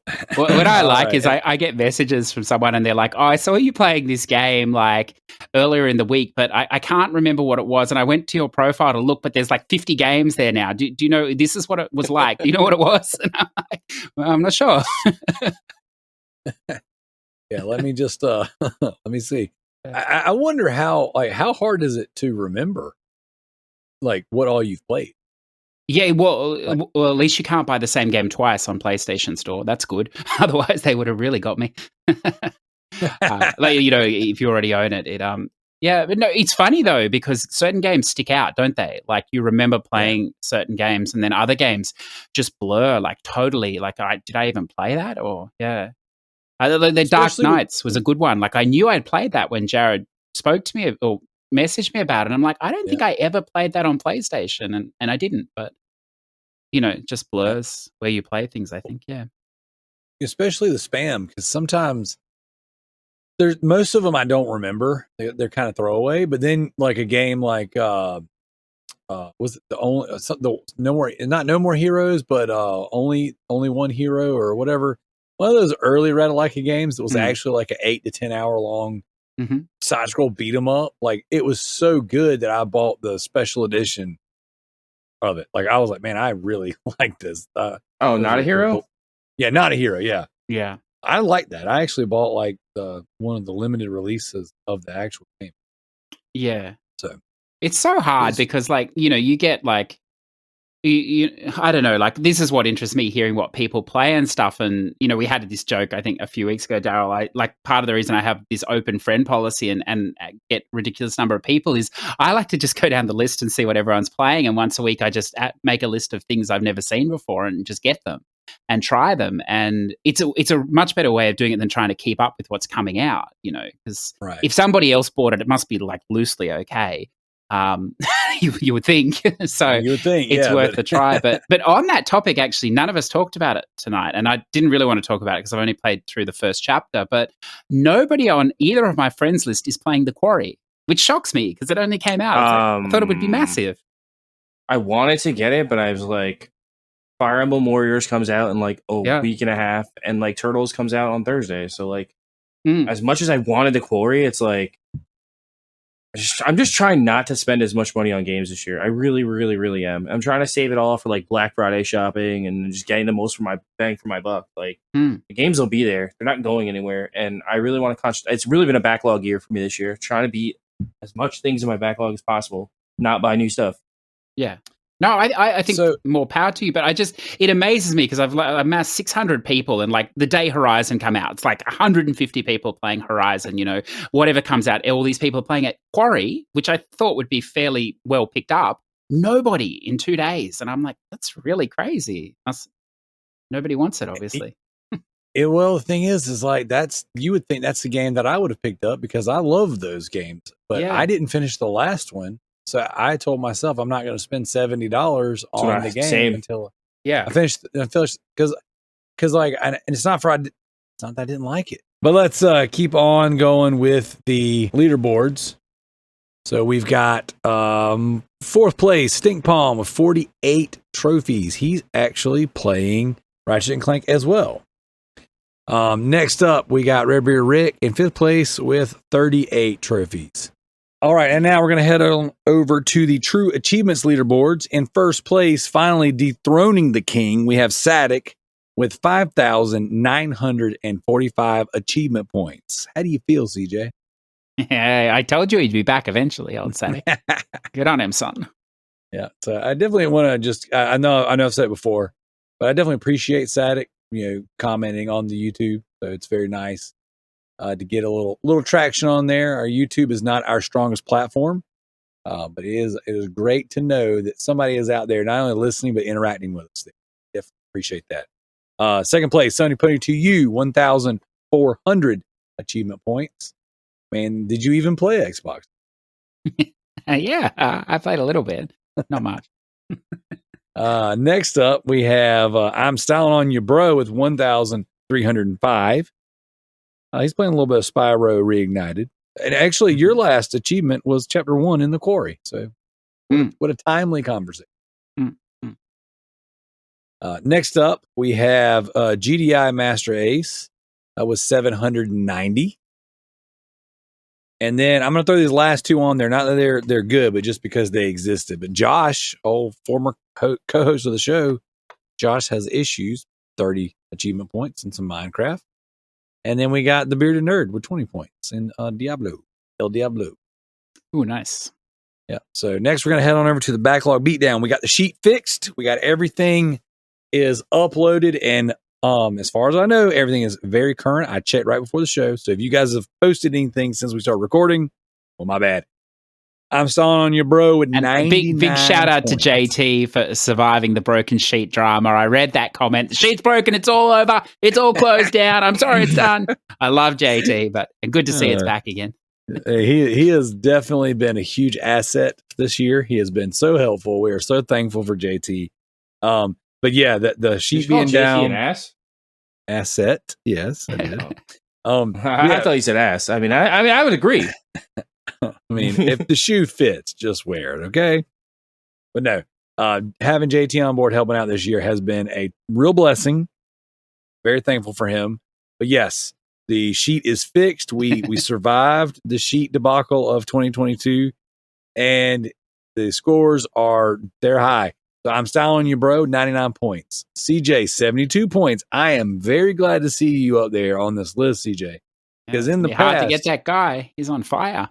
He is on fire. But in the past, you've let the children play and you've let them have their way with these little backlog beatdown. And I'm glad to see you up there in the top 5. The real question is, are any of us going to get to 100 games? Because that's going to be tough for all of us.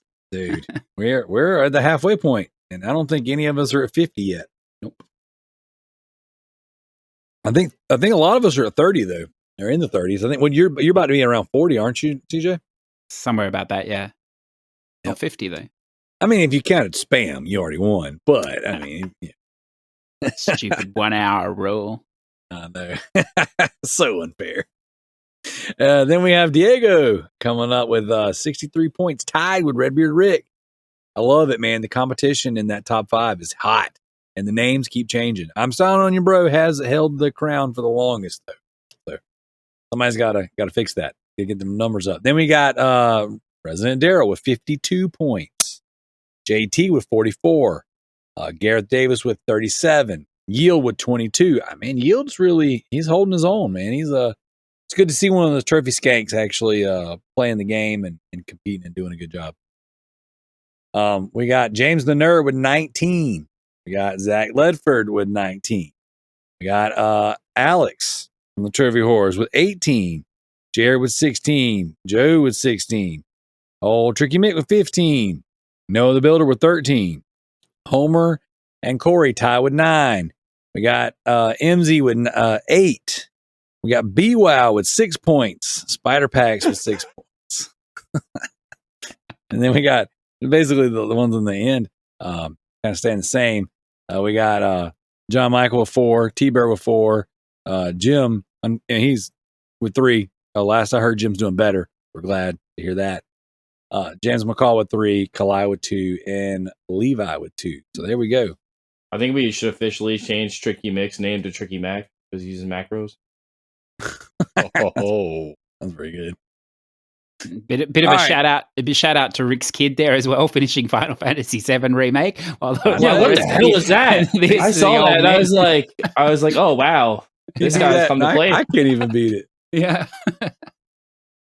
This guy came to play. Yeah, he did. Yeah, dude, he's him and his dad, man, they're kicking butt. It's awesome. It's so cool. I wish my son wanted to play games with me. I saw that and I thought, look, I better not buy My Little Pony now. It wouldn't look good if I posted that. This week. This week, yeah. Next week, it's all fair. So, all right. Community questions, they're good and fun. So this week, we gave you guys a question, as well as gave you the opportunity to ask us anything you wanted. This week, we want to know what your opinion is on what makes a Zelda game, and also what are 3 games that you guys wanted to finish this year. Now, the community questions are going to tie into our plot this week, okay?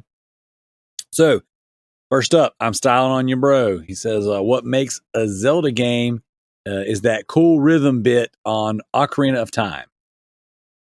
3 games I'll finish, 100% digital bling by the end of the year are Train Sim World 2, Halo Master Chief Collection, and Ghost of Sushi Director's Cut.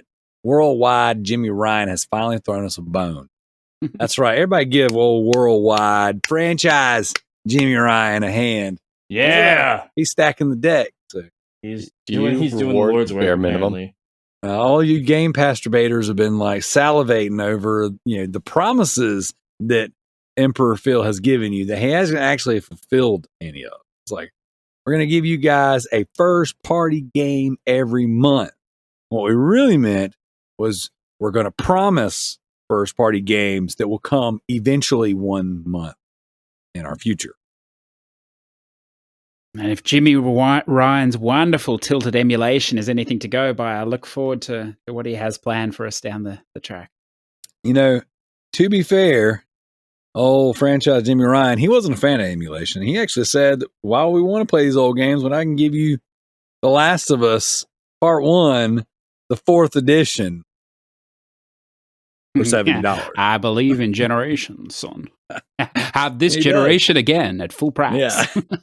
he said, here at Sony, we believe in generations. The PS3 generation of The Last of Us, the PS4 generation of The Last of Us, the PS5 generation. Hey, wait, there's more. The PS6 version of The Last of Us is on its way. It's so funny. I was down at the game shop the other day and they tried to upsell me on pre-ordering that thing. And I said, oh, look, I just don't think I have it in me to play it again. I said, after the PS3 and PS4. And she's like, oh, it looks amazing. And I said, oh, really? I said, oh, well, so it beats making a new game, doesn't it? And she goes, oh, yes, you played Red Dead Redemption 2, did you? There's people at Rockstar and Bethesda going, wait a second, why did they remake the game? They just need to remaster and release it. Why spend more money in a new engine? That's silly. Yeah. Well, they already remastered it, so it's like they need a new name so that we can get a new remaster it. Yeah, that's what. Really This is that's coming out on PS7, the remaster. You gotta wait 2 generations for that one.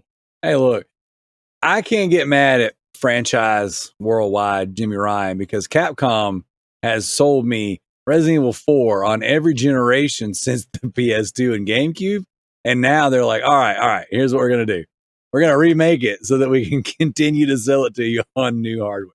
Because Resident Evil 4 and Resident Evil 4 Remake will both exist on the same console. So, I don't get mad at Jimmy Ryan. The guy doesn't know what he's doing. You can't blame someone that is clearly incompetent. It's not their fault. I want the next Resident Evil game to be a demake, and I want them to demake Resident Evil Village and Resident Evil 8 with like tank controls. Don't tempt it. Don't tempt fate because Capcom said we do it. Resident Evil 4 demake. No, I want demakes of the newer ones. We gotta go back to shit tank controls. Hey, I'll play it. Just before you move on there, can you just say the 3 games he said he wants to beat again this year? Train World Sim 2, the Master Chief Collection, and Ghost of Sushi Director's Cut. It's fucking ridiculous, isn't it? I mean, any of those games, if anyone finished one of those games in a year, it'd be an achievement. And he's going to... that Train Sim World is probably takes you longer to finish that thing than it would to finish Final Fantasy 14. And that thing hasn't even finished itself yet. It's crazy. Man is on fire. He definitely is. He's a rare breed. So, but yes... Thank you so much. He's got a little driving hat and gloves for when he plays that game? I probably shouldn't say that, but he does. Conductor hat. Hey, Pixar didn't have in styling. He's probably wearing that little hat now, In my head, when you said that, he's got like a little hat he puts on that has like the glasses attached to it and a Mario stash. I think he has a little thing that he pulls down from the ceiling and it goes choo choo. There you go. All aboard. Let's go. All right. Jared writes in and he says, it is alleged that Hurd left a turd in Johnny's bed, but there was no DNA test and Amber didn't confess. Is it possible that a certain trickster that can operate a hopper is a serial turd dropper? Hashtag what if the turd was not from Hurd? It's friggin' Dr. Seuss of Dookie over here. You know what I think with Jared? Like, you know when you sometimes turn on the news and it's some like bullshit topic and they have some professor from some backwater university nobody's ever heard of? You're going to have him on one day and he's going to be like the turd expert for this case. And it's like, and now we cross to Jared, professor of turdology. Well, no, his new name is, instead of Dr. Seuss, he's Dr. Deuce. Dr. Deuce, that's right. Have you guys ever seen the show Dope Sick on Hulu? No. Okay, so I've only watched like the first 4 or 5 episodes, but it's got Michael Keaton, and he's like a little backwoods West Virginia doctor who, like, you know, he tries to do right by his people. The whole show is kind of built on the opioid epidemic and how when OxyContin came out, how, like, you know, this, I don't know if the show's trying to tell like any truths or not, but essentially OxyContin was marketed that it was less addictive than normal opioids.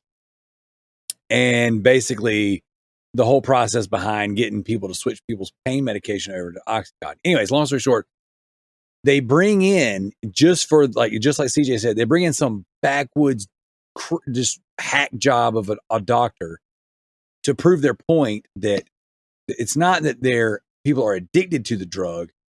It's that they're not having their pain treated and they actually are reacting to their pain more. So they need their dosage increased. And he comes up with some stupid saying or whatever. And it's just like people bought into it and they cited it in studies and all this stuff. And it's just like, wow. Like, to me, it's like, that's how that happened. But Americans love a slogan that means nothing. Build back better, but you know it is what it is. So. Oh my gosh, what I wouldn't give for some mean tweets and some $1.50 gas. But I do like Jared because like it's gone past the point of awkward now. How much he mentions this turd, and now you've got to start like respecting him because he's really like the authority on it. I think so. I feel like we need to expect a question from Jared like this every week. If not, is it even a Loop Bros podcast? It's a staple of the show now. Like, the case may be dismissed, but this will never end. So I just love how his questions went from like somewhat realistic to, oh, I see the joke, and now it's just straight poetry. But yeah, I do blame the person who can operate the hopper. Yeah, he might be a serial turd dropper. So. I wonder how long it takes him to come up with the Dr. Deuce. Sorry. I was just because you mentioned the hopper. I was told that's not allowed to be discussed anymore. That the hopper incident had to be removed for the That's what I was sanitation told. Department. I like how that has to be removed, but he can still play video games at work. Yeah. Like, no one has problems with that. It's crazy how it's almost as if someone just picks and chooses what's an issue based on how it embarrasses them. I mean, I'm not naming any name. No. You shall not be named. So who would have thought taking a crap all over your workplace in public where everyone can see would be frowned upon by your employer? I mean, who would have thought? No, the actual act of, not a problem. The meme... There's probably someone in like the central office, the PR office, and they're like, holy shit, people are going to see this and it's going to be like an outbreak of people doing it now on Friday nights. And it's like, we can't have that. Not again. They're now putting cameras in the hoppers. Oh my gosh. Definitely going to be an episode of South Park in the next few weeks about that. The hoppers. Dude, if that was the thing, oh my gosh, that'd be amazing. They create new technology called the hopper stopper. Oh. The hopper stopper. Oh my gosh, that's got to be the name of the show. Oh, that's so amazing. By Dr. Deuce. Okay. Oh, I need someone to make. I need Jared to make a meme of himself on a Dr. Seuss book called Dr. Deuce. 1 hop, 2 hop. So, Joe, to answer your question, a creative individual like Jared, it probably doesn't take him very long to come up with these. They just naturally come to him. Manifest. And now he's got I imagine that Jared lays by his wife at night and he has a nightstand with a pad and a paper. And he wakes up 2, 3, 4 o'clock in the morning in just this blazing sweat. And he sits up. He's like, I've got it. And he has to write this stuff down, because if he didn't, You'd lose it. Yeah, he if you don't use it, you lose it. It's a good setup. That story could have really gone in a different direction, though. Yeah, that's right. You see what I did there? All right, MZ writes in and says the 3 games that he would like to complete / platinum are Skate 3, Deep Rock Galactic, and Just Cause 2. Ugh. I like the Just big Cause list. Yeah, big list. Yeah, absolutely. So, all right, I'm styling writes in again and says, are you all excited for the TMNT Shredder's Revenge to launch into Game Pass day and date? Nope. Couldn't care less. Here's the real question. Would you still buy the PS4, PS5 copy if old franchise Jimmy Ryan gave it to us? I mean, I wouldn't have to. I mean, that's just like, I buy a physical copy, yeah, because then I wouldn't have to buy an actual copy. Yeah. But, I mean, it would make it easier for me. I mean, I'm buying a physical copy anyway. I'm just going to wait till it goes on sale. But I'm still going to buy one. I have to have it in my collection physically. I'm just happy I don't have to go through limited run bullshit to get it now. It just made me so happy. Like, I hate buying from those fuckers. Like, here, pre-order it. It comes out in 9 months. Yeah, I don't love that. I love the fact that I miss the old days when you had to fight for copies of things. No, I hate that to the death. I hate that even more. You wanted it, you had to fight for it. No, Dr. Deuce always got multiple copies too. There's going to be a time, like in 100 years' time, where people will look back on this time and go, these people back then, they were so strange. They used to pre-order digital games. It was like the game was going to run out. I think that's hilarious. And like Tricky's like, I pre-ordered Last of Us digitally. I'm like, cool. There's going to be such a shortage of digital copies. So the only reason to pre-order is if they're offering some sort of pre-order discount. Because then, there's a clock on that. But outside of that, the pre-order discount is just very like minimal to me. It's like, oh wow, I saved like $3. It's usually not more than 10%, but every little bit helps. Yeah, that's true. I mean, if you live in a third world country like Australia, you do, because it takes a month to download. So, like, if you want to play it anytime, you do. If they allow you to preload. Yeah, that's right. But but it is ridiculous. You're right. That's amazing. As far as my opinion on Shredder's Revenge launching in the Game Pass, good. I'm glad, because you guys need something over there. Yeah, it's like I'm glad you have something to play. I was just gonna say, I'm glad you have something to play.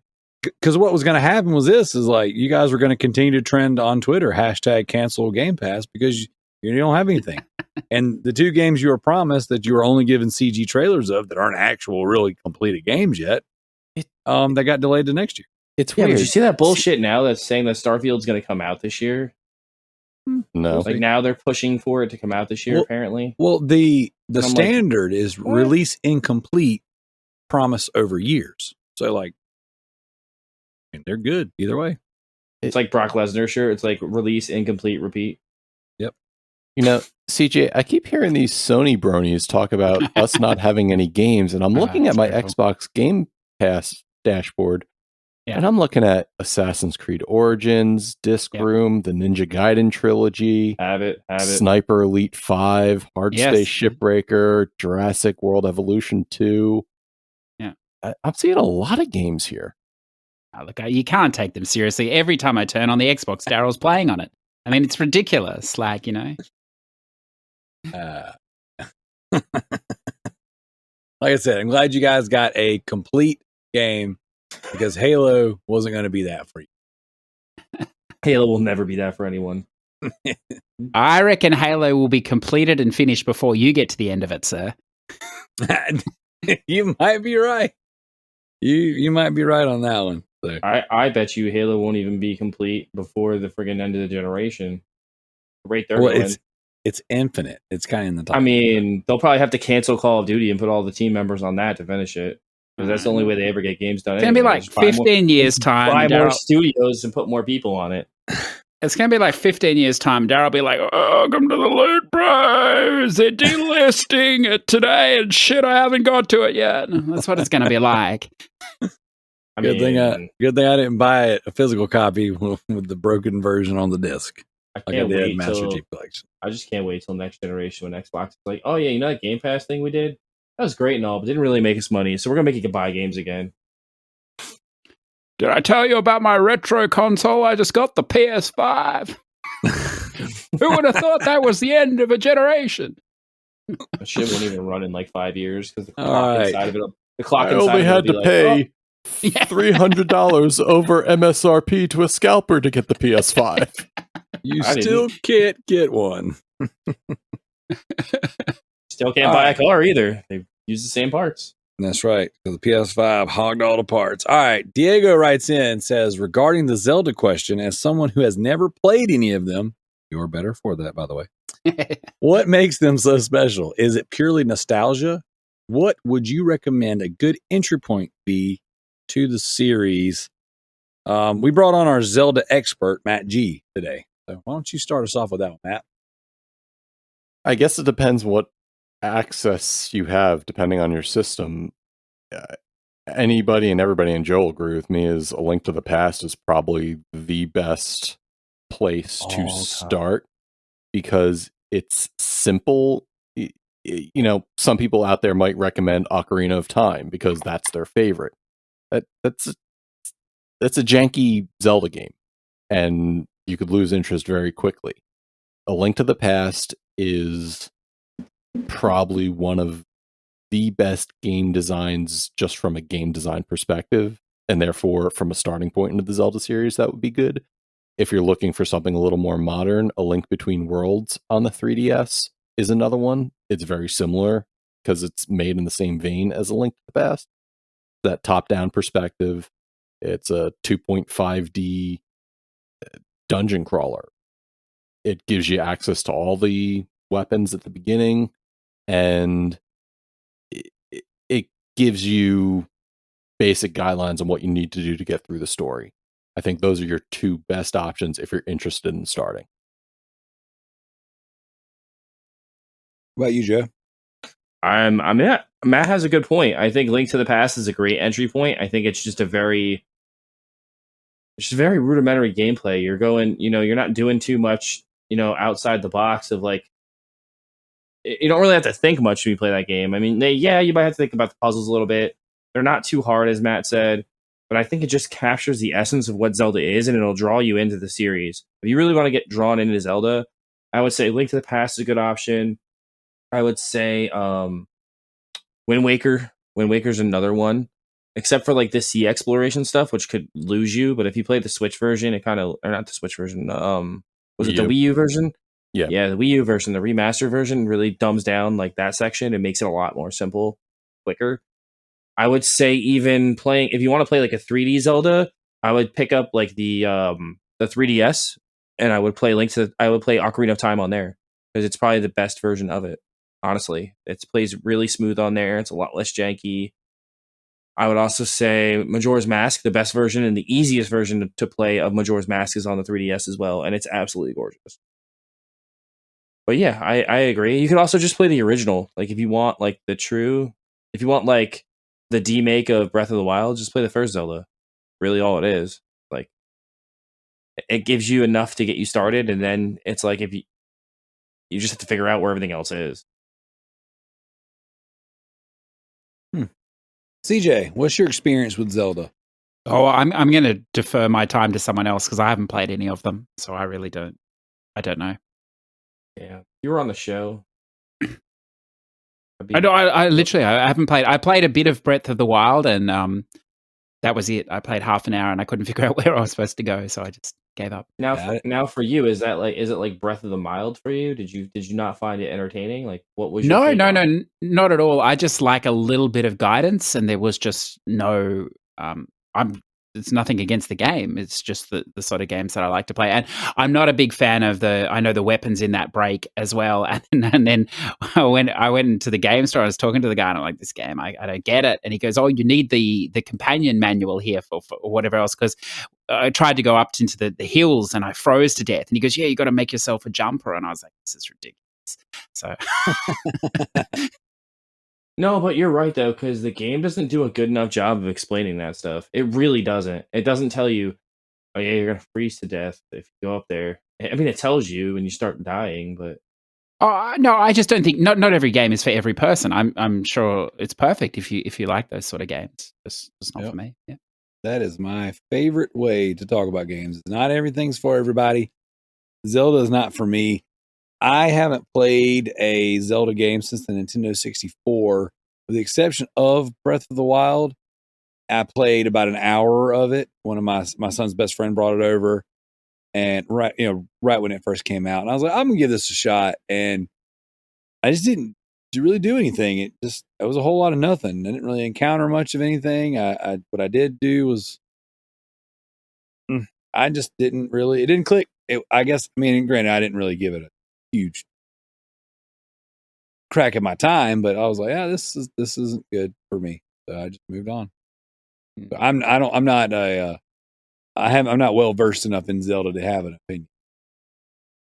It's that like, I know we're distracting slightly here, but like, I don't know, Matt, maybe I don't know if you find this or not. I think Joe does, even though he plays these sort of games. Is the problem with those sort of games is that you can sink a lot of time in and feel like you're not really getting anywhere. And it's like, I don't want to say like sunken time fallacy, but it's like this thing like, oh, I'm putting all this time into this game and I could maybe just be putting into something else and making progress. I'm not sure if I'm getting anywhere. And that's just the nature of that newer one in particular. And that's a really bad way to be, because games are you're supposed to lose yourself. And, we all play really long games and stuff as well. But I just need that little bit of, like, whether it's the Assassin's loop or even an MMO loop, that I know I'm making a little bit of progress. Whereas a game like that terrifies me, where it's just like, just do whatever you want. And it's the same problem I have with Animal Crossing. It's like, just do whatever you want. And I was like, oh, I don't know what I want to do. I don't want to do anything. Like, there's too much to do. So I don't know if anyone else feels that. More so Joe and Matt, because you play these sort of games. Yeah. Do you want to go first, Matt? Or you want me to go? Well, I guess the question is, do we have any other questions before we take the deep dive? I mean, we have a ton. So we can finish it up and then get into Zelda. I mean, it'll be more. We can talk more about this in our topic of the show, because I feel like unless is this the twat, or are we in the twat, or are we still community questions? Because it really goes into more of like what makes Zelda Zelda. Like that to answer that question is really what makes Zelda Zelda. Let's have that conversation now, and then we'll just pivot to the what games we want to finish. Like, because all of the community questions and the twat questions, it all kind of worked out in a really in a very organic way where we can talk about them all at the same time. So absolutely, tell us, what is Zelda? What is Zelda supposed to be? And why, where should we start? I feel like what makes Zelda Zelda is exploration. It is like, Breath of the Wild is the closest you'll ever get to the original Zelda ever again. Like, it just dumps you in the world and it says, hey, here's a sword, go. And I feel like it didn't even do that much. It's like, here's a stick, go. Maybe you'll kill something and get a sword later. So it's sorry, and your stick breaks. What? And your stick breaks. And go ahead, Matt. It's interesting to hear others' perspective, because part of what makes a Zelda is you have the base level. Here's your hero. Go save the world. And when CJ, you said, "Hey, I kind of like a little more direction than that," I could see what you're saying, but maybe I'm taking it the wrong way, because Breath of the Wild starts off, hey, Link, wake your ass up. I need help. You leave, and then immediately you're greeted by this big open world. And I can see that being intimidating. I recently came across that in Elden Ring, going, I don't know what to do or where to go. But that's when I don't have a problem listening to friends or reading a guide every so often. But in Breath of the Wild, you go down some of the most common paths and you meet King Rome, and he goes, hey, you might want to check out these 3 places over here. So you go do that, you get your starting items, and that's when the world really opens up. And this large plateau area that you're in starts off, you go, hey, this area that you've been exploring for the past hour and a half, it's very small compared to what you've got to go to now. And that's where it really opens up. That's where it turns into, hey, this is your adventure. Choose your own adventure, go do what you want to do. And that's where I could see where you say, I'd like to get a little bit more on that. I'd like to know a little bit more about what I'm supposed to do. And there are parts of the game that does that, because while you can tackle any of the 4, we'll call them dungeons in this version of Zelda, in any order you want, the game does say, hey, maybe you want to go take a look at this one first. Go over here and explore that way. But truly, for people who've replayed the game, they can tell you, you can tackle all of these in any way you want. And that is kind of at the core of what Zelda has been. And Joe, you can speak to the first game, because the first game, you could technically go to, if I remember correctly, you didn't have to go to the first dungeon first. No, you can go to like 2 or 3 or 4. Like, you couldn't go to everything, but yeah, there's definitely option. I played that one a lot when I was younger. And I remember you could go really anywhere, but you couldn't do everything, or in my memory, much of anything without going and getting certain things, certain items. Correct. That's the point. Yeah. And so this is my opinion. Again, I don't feel like I'm an authority on it at all. But if from my 1 hour experience with Breath of the Wild, and then listening to, tons and tons of opinions on it, and, if it's anything like the first game where you just go and do, and you can do it however you want, then to me, like you're saying, exploration is in fact what a Zelda game is. And, choose your own adventure. Sounds to me like, realistically, Breath of the Wild is in fact not only a Zelda game, but probably a very tried and true pure form of it. So what got me to post the question on the Facebook group, because I was on Trophy Horse a while back, and Tricky posed to me, hey Matt, what do you think of the idea that I say Breath of the Wild is not a Zelda game? And I don't understand where he's coming from. Maybe it's because I've never heard him explain exactly why that is. He just wants dungeons. Yeah, so that's great. That's where you have the 4 divine beasts. They're your dungeons. Maybe they're not as complex as what you want, but who wants to go through another water temple again? Who wants to go through another fire temple again? Give me something different. He and 90% of fans just want to go through temples. Yeah. I don't understand. Like, I want temples back, but I did kind of like what they did with the divine beasts. I would like a more pure temple in the next one, and I think they're going to do that. I think they are going to bring back, bigger dungeons in the new game, but I hope they do them like Skyrim kind of does dungeons, where like there's a reason to do it.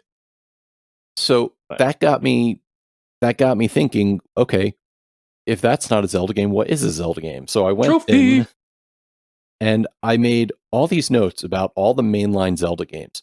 You know what's not a Zelda game? Link's Crossbow Training. That's not a Zelda game. Okay. I mean, here's the basic premise. Does it have Link? Does it have Zelda? Or does it have Ganon? Those are the 3 big things of making a Zelda game a Zelda game. It has to have at least one of those. Because look at Link's Awakening. You've got Link. There's no Ganon. There's no Zelda. You've got dungeons. You're collecting items to wake the windfish. But, it's still a Zelda game because it's got a basic gameplay style. Hey, here's your world. Explore it as the hero and try to figure everything out. You need items to progress. You need to have an end goal in mind. Game has a bitchin' soundtrack. It does. And when I hear Tricky go, Breath of the Wild is not a Zelda game, I could hear people, I could hear the argument, well, it's not a good Zelda game. I'll hear that argument all day long because people's preferences and opinions will differ greatly.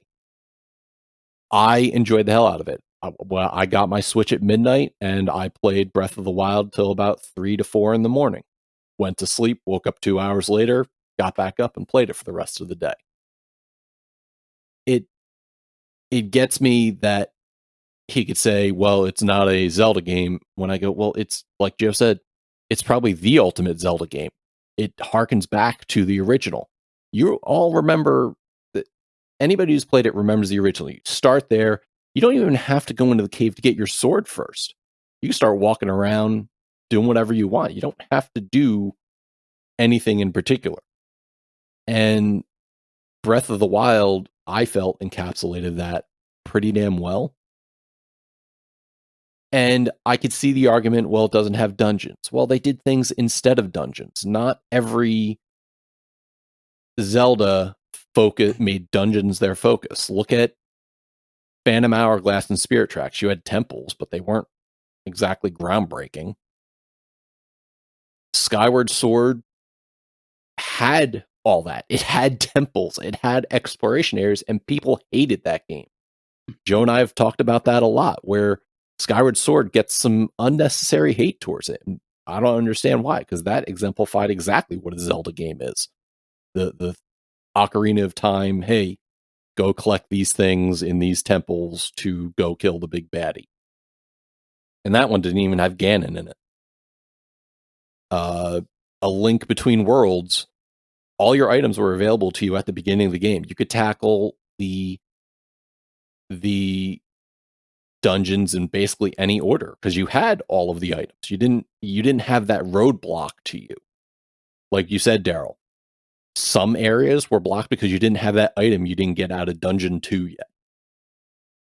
It just seems to me that a lot of people have really railed against the later version Zeldas that have come out ever since Wind Waker, I would say. Wouldn't you agree, Joe? Ever since somebody saw the cell shading in that one, they're like, "Oh, it's too kiddish." Dude, I remember when that came out and everyone shit all over it. They're like, "Isn't that Zelda? This is cell-shaded cartoon garbage. What is this?" It really annoys me because they're not giving the game a chance. I'll say this right here. Wind Waker is my favorite Zelda. I have not beaten every Zelda game. I'm saying that right now, and this actually plays later into the question you asked about what are the 3 games we know we're going to beat this year. But Wind Waker is my favorite Zelda game. To me, it played the best. It looked the best. The HD remake is freaking wonderful.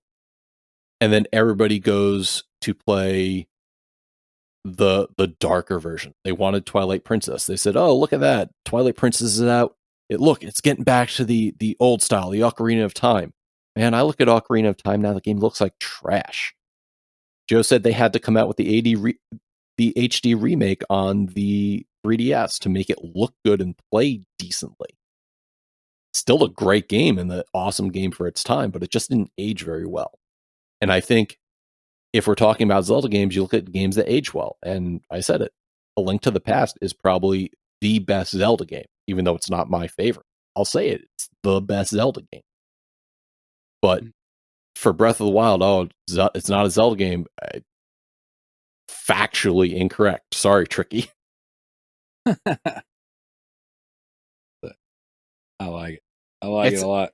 It's really good to hear you talk about it. And like, I know Diego there poses the question, which one to start with, because he hasn't played any of them. And I understand that too, because like a lot of the problems that sounds like with this series is, the nostalgia and the people like the original versus the modernization or whatever, which is the same for everything long running. But for his perspective, like I understand that design. I feel that too. Like, there's certain games that I've never played or whatever in a series. And you're like, I should probably play one because such a seminal series and everyone's played them and talked about them. And then you go and play them like Animal Crossing for me or that one, and fantastic games. But if you're not if you're not the sort of gamer that will enjoy that style of game, it's not going to work for you. And it's not a question of like, oh, you'll push through it. You just won't. And I think that's like sometimes it's better off, if there's elements in the game from how it's described today that don't gel with the way that you play.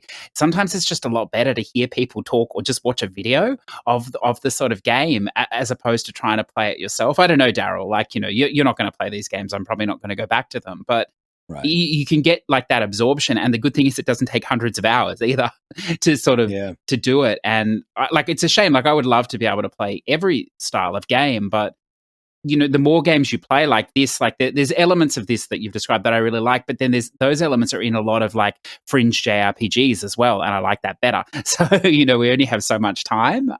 Absolutely. And it's that weird balance of like, I should play it because, it's a big thing and everyone's played it, as opposed to getting your head around the fact of, well, I'll just listen to it and I might watch a little bit of footage, and sure, it's not the same as playing it, but you can't change the sort of gamer you are. I don't think you can expose yourself to new things and try, but ultimately if the loop, and those loops, particularly at Breath of the Wild, it is a big stretch if you're not used to that style of game, I think, for you. And you hit the nail on the head, CJ. I'm not saying, and I'm not saying you implied I said it. I'm not saying the people have to go back and play these games. Oh, no. I am not a Dark Souls player, even though I played and beaten Elden Ring, and I'm going back through my New Game Plus. But I tried Dark Souls. It was not for me. I'm not out there saying, well, that sucks. It's a bad game. No. I know there's plenty of people who like it. I'm a Monster Hunter player. I know there's people who go, Monster Hunter sucks. But there's times when it's not a problem with the game. It's a problem with the player. And I fully acknowledge that. I tried Dark Souls, didn't enjoy it. So therefore I put it aside and I said, it's not for me. So I'm not saying like people have to go out there and you must play and you must enjoy Zelda games. But these games have left their mark on gaming society in general. Yes. And each game is a different iteration. It's like your favorite musician going out there making a new album and trying something different. Metallica is my favorite band. I know that not everything is a hit, but I also know everything is not trash. Shut up, Joe. Saint Anger, baby. I love Metallica too, but like, I'm sorry. Like, Saint Anger, not the greatest, but Death Magnetic. Either is Garage, so either is Garage. Yeah, but not everything has to be a banger, but everything has to be at least an attempt to be a banger. I mean, every attempt is an attempt. That's what an attempt is. Like you can't, like you can't miss the shots you don't take, right? Frantic, tick, tick, tick, tick, tick, tock. Listen, Invisible Kid. There was a comic once where it was Lars getting the bongo drum, and he goes, "What's this drum do?" "Oh, it makes sure nobody ever illegally downloads your music again." Great. And he next shows Saint Anger coming out. Dong. That snare drum and the story behind how he got to that one. All of them. Oh God. Yeah. So I just, I hear somebody try to besmirch Zelda. I mean, shit, I've got a Zelda tattoo. I've got my dog named after Zelda. It's like I felt I had, after hearing last week's episode with Joe, Tricky, and Zach, I had to get back in here and be like, all right, I can't let this besmirching going on much stand longer. For this blasphemy anymore. That's right. That's awesome. All right, Diego said he plays the Division. I mean, really, like, he does what he can. He's doing the best he can, guys. So sorry, Darrell, but CJ had said it earlier. It's like you're playing a game. Sometimes you want to make progress, and that's when I go back and I look at. And not that it's a problem. People enjoy playing it. My nephew plays it. Joe was playing Fortnite, but I go play something like that. I get my Victory Royale one time. I go, okay, that was fun. On to the next thing. And I go back and play Zelda game where I'm playing a story and I'm making progress in something. So it's just, again, different strokes for different folks. Right. It's really about the opening. Like I'm always intrigued by big games and how they style the opening, because you know as a fact, looking at numbers, that people buy these games and they don't play much. They play an hour and then they just bounce off it. I think not everyone, but a lot of people do that, and whether they trade it back or it's just not for them. So that opening hour of a game is crucial in a bigger game. To you'll put up with a lot down the track if you can get through that first section. And like, Joe made the joke about, you pick up your stick and then your stick breaks. And that's exactly what happened to me. And I was getting chased by this thing. And it was right at the beginning. And I was just like, if I wanted this shit, I'd just go to work again. It's like, but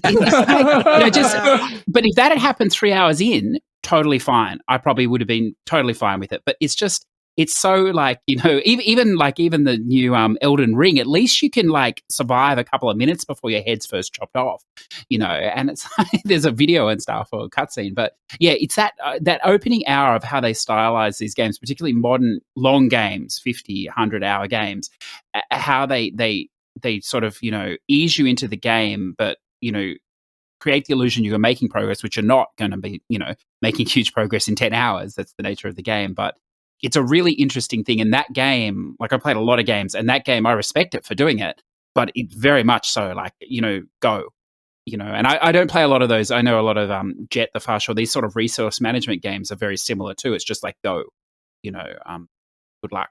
And it's just a lot to get your mind around, I think, if you're not there already.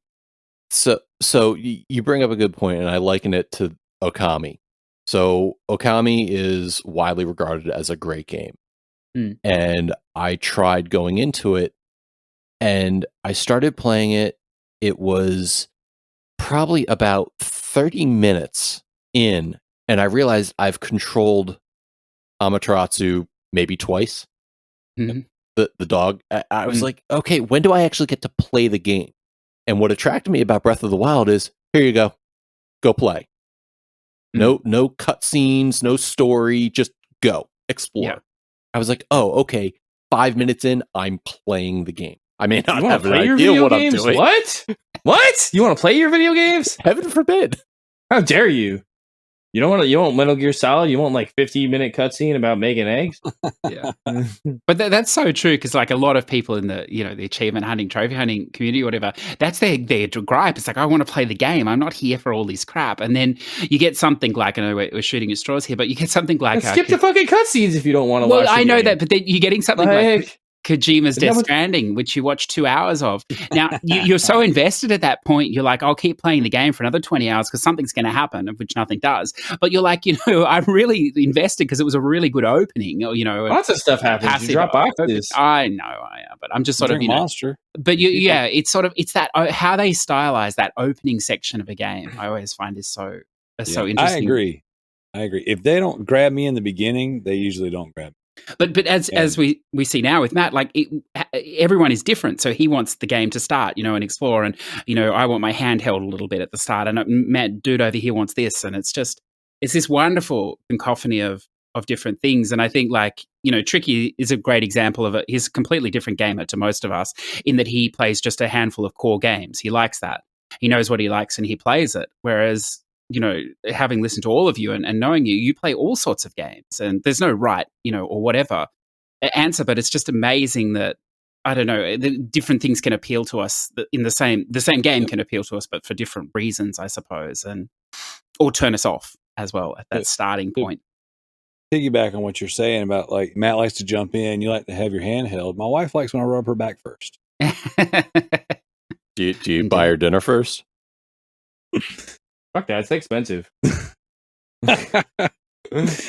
Diego, time for that. He finished up his question, and he said that the 3 games he plans on completing this year are Silent Hill 2, Dark Souls Remastered, and Catherine.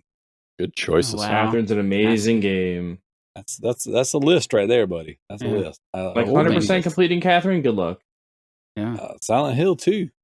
Go for it. Get it. Oh, get it. All right. Crazy. Yeah, I know. I'm styling your bro. Writes in again and says, also, got another question. Since the Russian flag is banned from sports and such, do you think PSNP needs to remove it from the Russian accounts? CJ. No, that's the trophy site, he means, yeah? Yeah. No, I don't think they've done that, have they? I'm sure they haven't done that. I don't think so. It's a really tough line, isn't it? Because all the digital stores are closed now, aren't they, in Russia for all And I tell you what, this is completely selfish because I obviously don't want to make comment on what's going. It's horrific and dreadful, but completely first world problem. I was really looking forward to the new Pathmaker game coming out on console, and that was supposed to come out, and that comes from a Russian studio. It was literally coming out the day it all cracked off, and they pulled that game. So I know it's on PC, but still not on console. Dreadful. So it's affecting all of us, Us, very small way, obviously. The people over there, very big way, but yeah, it's dreadful. So I think, I suppose, I thought I was being petty, but I suppose removing the Russian flag off a trophy site is even more petty. So I'm glad someone's out there with me. Hey, man, everything affects us all differently. I couldn't understand why that game hadn't come out. I'm like, I was anticipating, I was ready, and then I was like, oh shit, it's a Russian studio or a Russian publisher or something. Yeah. I mean, haven't they lost enough? Like, they don't even have McDonald's anymore. Oh, did they really lose if they took away McDonald's? They took all the McDonald's away. That's what I'm saying. Is that really a loss or is that a win? Yes, right. One hand taketh away. with how much money, I'm sure. If you like McDonald's McNuggets, I guess if you want McCancer, keep eating. I mean, the air we breathe is probably going to give us cancer before we make nuggets we put in our body. But look here. All right, I've just newly cemented my 32-pound weight loss yesterday, so I'm judging all the Congratulations, sir. McDonald's Yeah, eaters. boy. Awesome. Getting it. Jared writes in. He says, the defamation trial between Amber Heard and Johnny Depp is over. It's the end of an era. But how can we know that the jury didn't make an error? He claimed, me too, Johnny said. She made a poo. These people are sick in the head. Just look at the bed. Hashtag, what if Johnny was falsely me too'd, but Amber was not the one who pooed? just God, We don't even need to comment to these anymore. We just drop them in. Dr. Deuce is coming in with the bangers today. You sometimes wish something like really good for somebody. You're just like, I really wish something like this would happen to them. For me, I just wish he'd been put on the jury for that trial, because I think that would have been his life-defining moment, wouldn't it? He would have loved it. Could you imagine getting Daily Report? Oh, they're not supposed to report, I suppose, but he would have still slipped it in somewhere on Facebook. He'd have figured it out. I just imagine if he goes up to the stand and he's like, "What if Heard really did turd?" like right in front of the grand jury. He couldn't have helped himself. Your Honor, I need some clarification on this. Bring out the turd expert again. What if Jared is so inspired by all of this that he becomes a lawyer now and he seeks out the defamation trial specifically? Defamation? Maybe he and Tricky could go into sort of business together. Tricky could cook him up and he could, or bake him up and he could cook him. Jared's going to reach out to Amber and be like, listen, your last lawyer was a jerk. They didn't know what they're talking about. I can help you. I'm defamation lawyer. So one of the lenders I work with the mortgage business, they put out like a picture of Amber Heard's like Twitter. And it's like someone writing in to Amber and it says, "Hi, tough break on the trial. If you're in need of extra cash, you should cash out your primary residence up to 80% loan to value. It's not 15 million, but it's a start. Feel free to call and text me anytime." And so all these all these lenders that I work with are posting this freaking picture and this meme of someone, a loan officer, reaching out for her to do like a cash out refinance on her house. It's freaking hilarious. Gareth writes in and says that the 3 games that he wants to finish that he has not already started: Plague Tale: Innocence, amazing game. Guardians of the Galaxy, also a good game. I hear, haven't played it yet. Still in wrapper. And then Dangerous Driving. Has anyone played that one? I've played a little of that one. Yeah, it's doable. Yeah. Is That's the most doable list so far, I think. Yeah, absolutely. Is Dangerous Driving, is that one like the destruction one the Burnout crew made? Yeah, I think it's. Did you ever play? They did a Dangerous Golf. I'm pretty sure it's the same team. It's a splinter group from the Burnout team. Yeah, right. A little pretentious, the developer, but yes, I definitely play Dangerous Golf. Pretty cool. The golf one is better. The driving one is a little bit but it's okay. It's nothing amazing. Yeah, I quite enjoyed the Burnout games back in the day. So, like, not having those these days is kind of sad. It's kind of low. Yeah. Yeah. From memory, though, that driving one, it's all circuit racing. So, it doesn't, like that whole, slow motion crash thing. It's not really in it to the degree you think it would be, like it was in the golf one. So, yeah, I played a fair bit of it. Yeah. Okay. Yeah, I didn't try that one. I played Dangerous Golf, and wasn't there a Dangerous Golf 2? Well, it may have been. I only played the first one. I played Dangerous Golf, but the thing was, one of those games came out, and I was listening to a podcast, and they said that it didn't have a soundtrack releasing. Oh. That the idea was they wanted you to use Spotify in the background or something.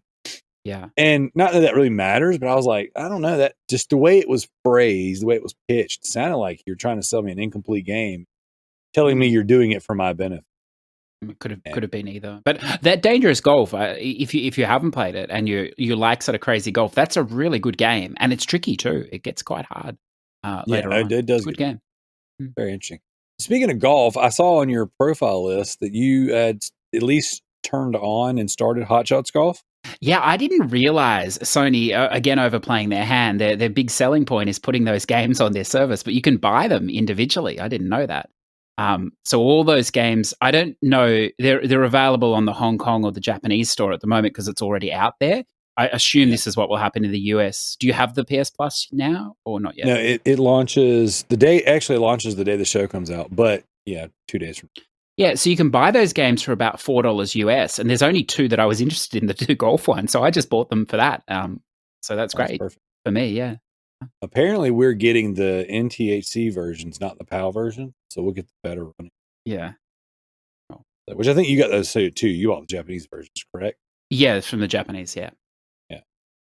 Bit of nostalgia. Yeah, that actually, I was actually surprised that they're selling them a la carte, not just forcing you into the service to have them, because like I'm going to have the service regardless. I have their PS Now and all that now. So for me, it's business as usual. The offerings are different, but the fact that I can buy them on, individually. Yeah. Well, I mean, they're all on those stores, and there's quite a lot of them. So if you were going to buy a lot of them, you'd be better off to get the service than pay the money. But if you only want 1 or 2, then it's perfect. Yeah. Yeah. Splinter Cell. That's happening. I want the platinum Splinter Cell. Not Splinter Cell. Siphon Filter. Jeez. Where's my head at? Either way. All right. So we're going to end the community questions section with another poem from Dr. Deuce. If your name rhymed with turd, how would you handle that? Would you avoid all fecal and gas related situations that could tie you to butt related odors or sounds? For example, keep a 10-foot radius from Darrell at all times because he will put the blame on you. Or would you embrace your birth name that rhymes with turd and just drop one big one on the side of the bed where your loved one rests their head? Hashtag, if your name was heard, why would you drop a turd? I mean, I would market my own brand of chocolate bananas. Dude, yes, you could do that. I mean, you gotta bring it full circle. At this point, she needs to just go Gwyneth Paltrow and just be like, all right, here's my candle. Yeah. Here's my farts in a jar. Or my shit in a jar. Oh my God, herds. Yep. That's what she needs to do. All right. CJ, I want you to start us off. Japanese vending machines everywhere, Darrell. Turds. Can you guys hear me okay? I can hear you. Joe sounds like a robot. Yeah, Joe and Matt both sound like robots now. Did we get kicked out? Are we still good? Hello? We're still live. You guys just sound like robots. Robot. Domo Regato, Mr. Roboto. Domo. Oh my God, that's hilarious. What a hilarious disaster. Thank you. Like auto-tune. He sounds like the dude from Saints Row. I start singing some T-Pain. There you go. You're back. How about me? Yep, you're back too. Awesome. You did it on purpose. That was amazing. I hope that actually comes over in the recording pretty well because I'll definitely use that. All right, CJ, I want you to start us off. What is we're going to go around the table 3 times. If we go farther, that's fine. This show's already been long-winded, so we'll do at least 3 apiece. What is one game that you are, declaring that you're going to finish this year?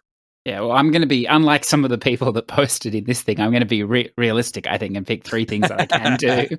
Unlike that guy doing 1,000-hour games or whatever. He'll probably do them, though. I'm going to try and finish, because I've just abandoned it for the last 3 months, the new expansion for Final Fantasy XIV, because I got about 3 hours into it, and there's a stealth section, and I just don't like, it's not a stealth game, it's not done well, and I'm just like, I'm a bit of a stubborn bastard, Darrell, if you didn't know.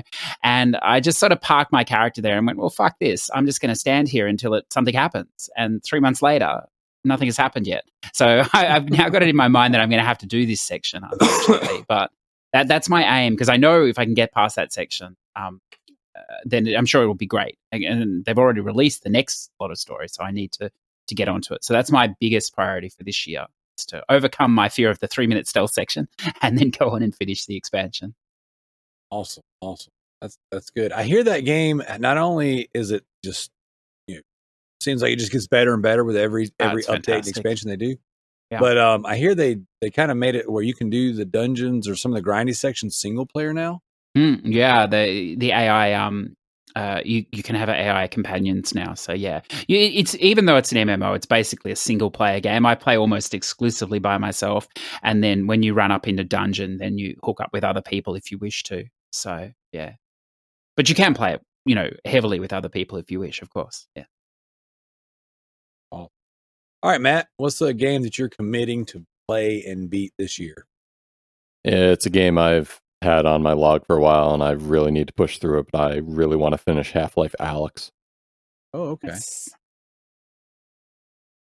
Your good old friend of the show, Levi, would be like, yes, sir. It's tough playing in VR for longer than 30 to 40 minutes at a time. It's a bit of a strain, and that's a full-fledged game. It's a 12 to 15-hour game. I dig it. All right, Joe, what about you? Now, does this have to be something we already own or coming out? Like, what would be specifications on it? I would prefer it be something that's already out. So something in my backlog. Yeah, I mean, we are a bit of a backlog centric show. It would be a good idea to keep it in the backlog. Okay. I definitely want to beat Bloodborne this year. I mean, I'm already like 40% through it, so I just want to see myself through Bloodborne.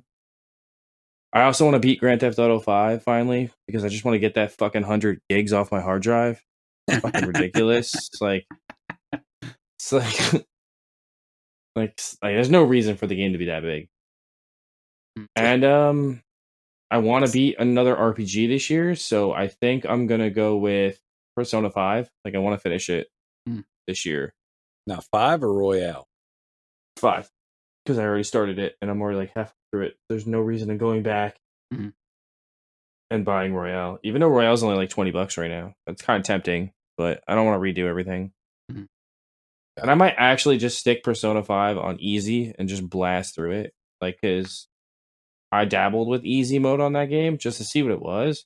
CJ, have you ever dabbled with easy mode on Persona 5? Yeah, it's not a bad choice, I think. It fucking just like levels you up to like ridiculous. Like, it gives you like a level up every time you kill like one enemy. Insane. Like, you do one battle, you level up like 4 times. But as you get towards the end, you can still lose battles, not because you're not strong enough, but because typical JRPG, you've got to use the right type of attacks, or it makes almost no difference. That's easy enough. I mean, if you know how to play Persona games and Shin Megami games in general, like, that's not gonna affect you. Still not as good as Tales or Arise, where you can just tell them to fight them for themselves and you just watch them. Yeah, I saw that. What the fuck is that about? Easy mode, yeah. That's what I've been doing lately. It's good if you're grinding. You just push it. I might do that for the PS4 version after I beat the PS5 version. Yeah, I might go back and let the game play itself for the PS4. Yeah. You want to talk about easy modes? Ratchet and Clank's easy mode is invincibility. Like, you turn on easy, and you just can't die. Like, that's cool. Yeah. Sorry.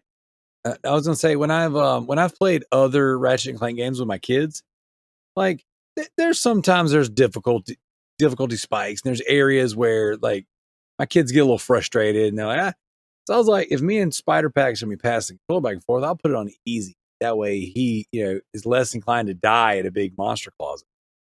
But like, it tells you, like, basically easy mode means you can't die, and sure enough, like, your health bar just doesn't move. Like, I found one section of the game where the fight got so intense, my health bar moved down 0.25%. Like, outside of that, I was like, well, this is basically invincibility. What were you going to say, CJ? Well, I was just going to say that I think, like, using an invincibility mode in a 6-hour linear game, you might have to question your life decisions there. But using it in the sense of an auto battle in a JRPG, I think is really good because of leveling. So, one is just a sleazy, can't be bothered. The other is like a mechanic, used by good pro gamers, I suppose, to save time. Oh. So, Okay. I honestly think it's not. I'm not even ashamed anymore, though. Like, I feel like at this point in my gaming career, I just have way too much to beat, CJ, and I'm just never going to beat it all unless I start playing shit on easy. It's never going to happen. I came to that revelation back in 2011, 2012. Halo 4 was out, and I know Halo 5 was starting to be announced. I said, I just need to get through this, and I lowered the difficulty to easy just so I could play through and get done with the story. Yeah. But that, like, not to detract, but the problem with a lot of games are you just bump the difficulty level up, but all it does is increases the boss's health bar. Yeah. It doesn't fundamentally change the way the game's played. You still do the same way of playing. It just takes longer. You have to dodge more because the loop will take longer to kill him. But there are very few games where the mechanics really change. And usually they're turn-based games. When you jump the difficulty up, that's when you really have to. You have to understand how the status effects and buffs and things work. But in most of these hack and slash games, the game doesn't play any different. You just fucking wail on them for longer. That's the only difference. Which is just a waste of time. Yeah. I agree. Yeah, I've over the past couple of years, especially doing the show, I've come to the terms that easy mode is the best mode. I can't be bothered to be held down because in a section any longer than I need to. It's like I just need to be able to move past this. Like I'm in it for the story, anyways. Yeah, same here. And like whenever I'm playing games with my oldest, that dude will judge me in a heartbeat if he sees me even drop it to normal. Yeah, like he started Horizons Forbidden West. He started on hard, and he beat the game on hard. And I was like, yeah, I think I'll put it on easy, maybe even just like story mode. He was like, Dad, come on. I'm just like, I don't have the skills that you have or the time that you have.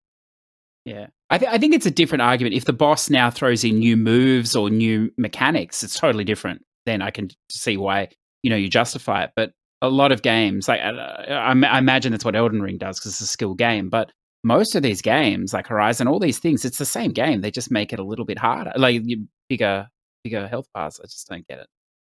No time for Stupid. that. Yeah. All right. So CJ, was that your second game? Which one? Sorry. Yep. Did you? We got so sidetracked. Well, no, I'll just throw it out. So my second one is the DLC, the expansion for AC Valhalla, the Dawn of Ragnarok. I'll go with that one because I really enjoyed both the expansions so far, and I finished the base game, so I just need to. It's quite different, that expansion, but unfortunately, it's like a 40-hour expansion, I think. But I will finish that one because I'm enjoying it. Awesome. All right, Matt, what's your second? Dying Light 2. I spent the money on it. It was nearing the end of when I completed Forbidden West and Elden Ring, so I wanted something else for exploration. So I think I'm just going to push through and finish it up. I got, like I said, I have about 21 hours into it. I don't think it would be much longer for me to push through. Maybe a 40-hour game for me. But I mean, the story is pretty neat. Nothing to truly write home about.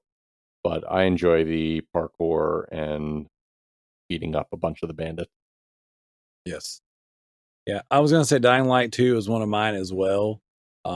Because, again, I was such a huge fan of Dying Light 1, and I jumped into that game.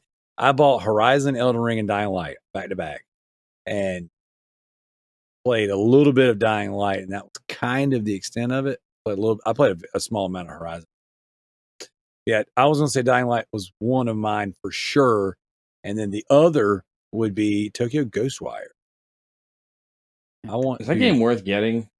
I don't know. I bought it and never put it in. Jesus. I'm gonna wait for a sale for that one. Yeah, it looks really cool, and I've had people say that people I'm friends with say it's a good game. CJ, you bought that, right? Yeah. It has been on sale recently on the PSN store, so it's coming. It's definitely going to be on sale everywhere, I imagine, sooner rather than later. But it's good. It's a good game. Like, it's a 20-hour game with 20 hours of random collectible grinding after the story. If you want to see that, which you wouldn't have to do if you're just interested in the story. But if you don't like Assassin's Creed and that sort of regional map idea of working in zones, then you're not going to like it. The gameplay is that.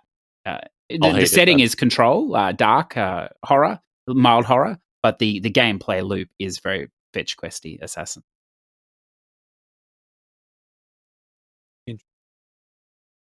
Joe, I know you rattled all three of yours off at the same time. Do you have anything else you wanted to add to it, or you want to go? I mean, I want to tackle. Oh man, what game was that game on my list that I want to tackle? Oh, I want to play Death Stranding this year. Good choice. And I want to actually put some time into it and beat it. Like I never even started it. Like that's a game I have sealed from like Black Friday that I just never even opened. And I feel like I owe it to myself to play it because I shit on it so much. So like maybe I should actually play this game. You definitely should, because I did as well. I shat all over it when it came out, and there's a lot of bullshit in that game. There's no two ways about it. With like moments of like really cool stuff, but overwhelming bullshit. But the last 2 hours of that game are fantastic. And the sad reality is most people will never get that far because they just neck themselves before then. But if you can, I think Levi even managed. I think he might have made it to the last 2 hours. I don't know, but I remember he was like, everyone you talk to that's not a Kojima, Hoxak is like, oh, it's just the whole. It's a really, it's a bullshit journey. There's some really bullshit things in that game, but that last 2 hours it becomes linear and it becomes much more story focused, and it's really good. If he'd have made the first hour and the last 2 hours, it's a 3-hour game, would have been amazing. But you had to put gameplay in there. Yep, that's Kojima though. Mm. So, that's awesome. I also want to play Death Stranding. That's another one that I just keep looking at and telling myself. And then they put the director's cut with Plus memberships. It's like, do I just negate the progress I made on the PS4 standard version and move on up to the PS5 version? Because surely that's going to be the better version to play. I do that. I started the PS5 one. It's much better to look at, and it's a beautiful game, even on the 4. So if you can get the 5 one, I'd do that. That's what I'm going to do. I think I'm going to start it over and do that. So, Matt, you got another one? I got many other ones. In line with the topic of the show, I have a number of Zelda games I've never beaten, including the original, which is kind of embarrassing to admit. But I've made a couple different attempts at it, and I think I'm going to make an attempt to finally clear that one 100%. And I got those 2 3DS games, Phantom Hourglass, as well as Spirit Tracks. I want to try to brute force through. Sorry. That's right. So, yeah, I've got quite a list myself. I'll keep it kind of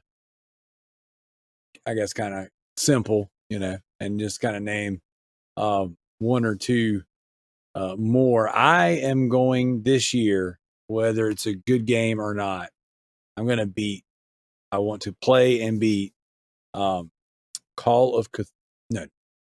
Sinking City. Sorry.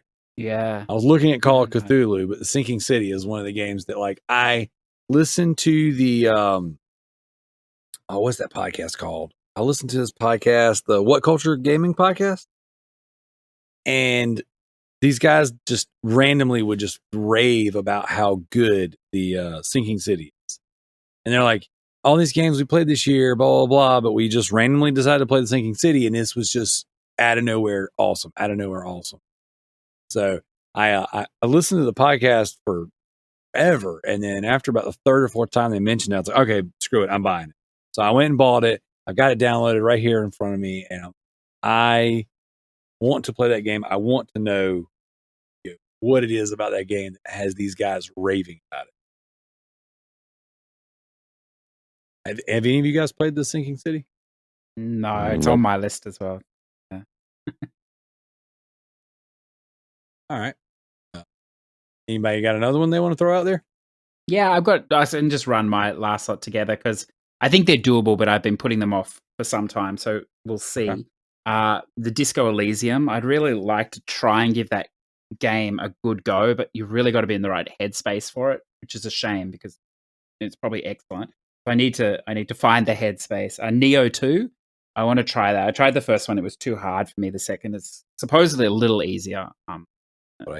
Yeah, I want to get into that. Chernobyl Light. I don't know if you've seen this one, Darrell. Yes, it looks great. Yeah, I'm not sure if you can finish that game because it's a bit of a resource runner, and I'm sure you can, but I'm not interested in following build guides, so we'll see how that goes. Then and Deathloop, I bounced off that a little bit too soon. So if I could get through all those, and then outside, it's on the shelf. I really want to play it, but not until I finish Bravely Default 2. Is Triangle Strategy, which may be the best game of this year that I just don't get to this year, which would be a shame. How that is.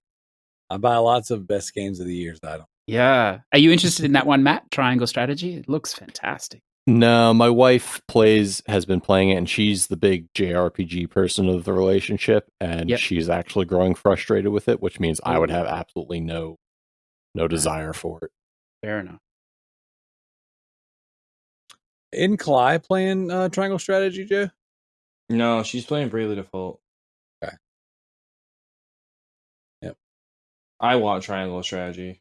I play a lot of tactics games, but again, I've heard mixed reviews. I've heard people that say they love it, and then I've heard people that say they don't like the mechanics in the game that go with the game. There's like meta mechanics apparently, like. Well, there's just huge amounts of story as well, apparently, like tons. And I'm fine with that. I little like that gameplay. Shit I like that shit in my RPGs. Yeah, same. So, if you don't like story in your RPG, why are you playing an RPG? Yeah, it's the Nintendo curse. We've got to like Kalia's playing that Bravely Default 2. I think she's a little ahead of me. It's only 6 chapters. I'm like, how bad can this possibly be? And the chapters just never end. So it's a good 70 or 80 hours, that game. We'll get there one day.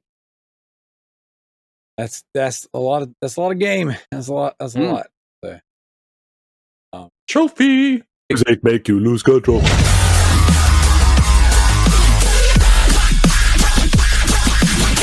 All right. Well, I'm going to end it with one last game that I am going to beat this year, and I said to keep them off of the list, but Joe broke the rules first, so I'm going to go with it. Final Fantasy VII Remake. That's happening. I'm beating it this year. I am 10 hours into the game now, and I went to go play it a little while ago, and for whatever reason, it wouldn't load. So I was like, well, I'm not playing that tonight. Yes, you just got to pay a bit more for the next level. You'll be right. Yeah, I guess. For the next game.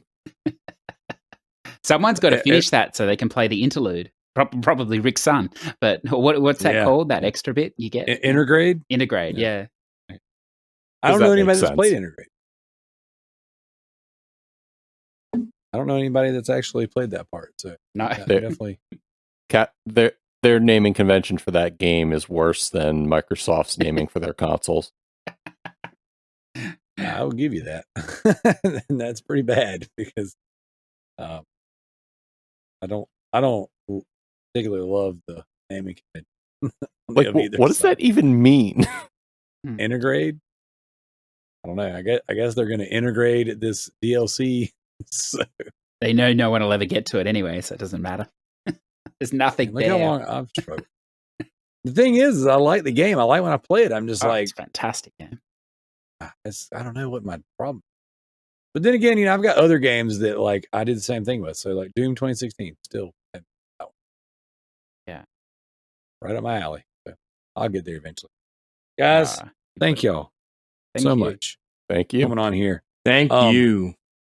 You guys listen to it won't understand the fun of the internet issues we've had and just some of the hiccups in making this happen tonight. But I appreciate all three of you gentlemen for coming on here, doing the show, talking games, reading poetry with me, because we definitely do that here on the Loot Bros podcast. If you made it this far, please like, share, subscribe, reach out to the guys that have been coming on the show and tell them thank you. I feel very blessed to have a group of guys I can talk to like this right here. And having the crew that we have now on the Loot Bros podcast to reach into and to talk with. So we have more interviews coming up in the coming weeks. We had to reschedule one this week that I was very excited about, but unfortunately some change of life circumstances happened. So, life happens. We will reschedule. And we've had one dev reschedule with us. So, which is all good. A little bit of break, talking nonsense with these guys is always a good time. So thank you guys for all that you do, all the support. This is the Loot Bros Podcast, and we're out of here. What's up, everybody? I'm coming in here with something special. So I was digging into the annals of the internet, and I found a couple songs from another band that me and some of the Ninja Loot guys started. This was an acoustic rock project, not your normal scream fest, beat down songs that we do. We actually, for about a year or so, we started this band called Exit Humanity, and we wrote some rock stuff and we wrote some acoustic stuff, and we did a few, I guess really we didn't do more than one. I don't remember. We did a few acoustic sets where we just acoustic guitars and like kind of conga drums. And we just played some stuff that we thought was cool that wasn't metal. So I just randomly woke up when I was editing the show and remembered the logins, like 9 years old, remembered the logins to retrieve the music. So here is their demos. They were never finalized. The group itself, we're all still friends. We also do stuff together. And I guess about 2 years ago now, we actually got back together and did like a little acoustic rock. Well, I guess it was more so rock, not so much acoustic. We did a little rock set at a church for this special event and what have you. And it was fun. It's cool listening back to it. It kind of gave me the feels, brought back the nostalgia. So I am dropping, this song is called 1111. And this is by one of my other bands, Exit Humanity. This is technically still a demo version, but it's not mastered. It's just this is what we had, and we put it out there just to kind of let some of our friends know what we were working on. And then we all kind of disbanded, not from lack of desire, but we ran out of time, and some career changes and stuff kind of grounded the project. So here you go, 1111 by Exit Humanity. If you actually want to find the song and listen to it, they are available on SoundCloud. I think what I need to do is some of this stuff, I just need to create a Residentdarrell sound, like Spotify, and just put some of this other stuff. Because what happens is every now and again, not a lot, I don't want to make it out like it's a big deal, but every now and again people will reach out and be like, man, where can I listen to this, or can I download it, can I buy it, whatever. And some of this stuff that I put on here, I'm like, man, I really need a central location for this. I might put it up on the YouTube, so we'll see. Either way, that's my ramble. 1111 by Exit Humanity.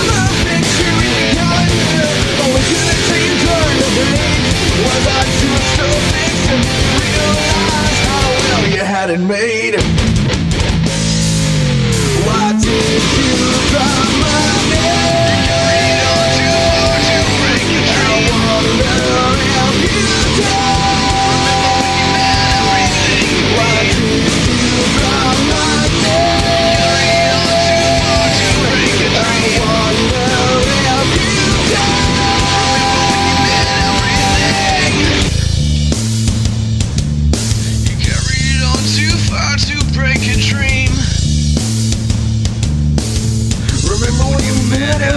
thing.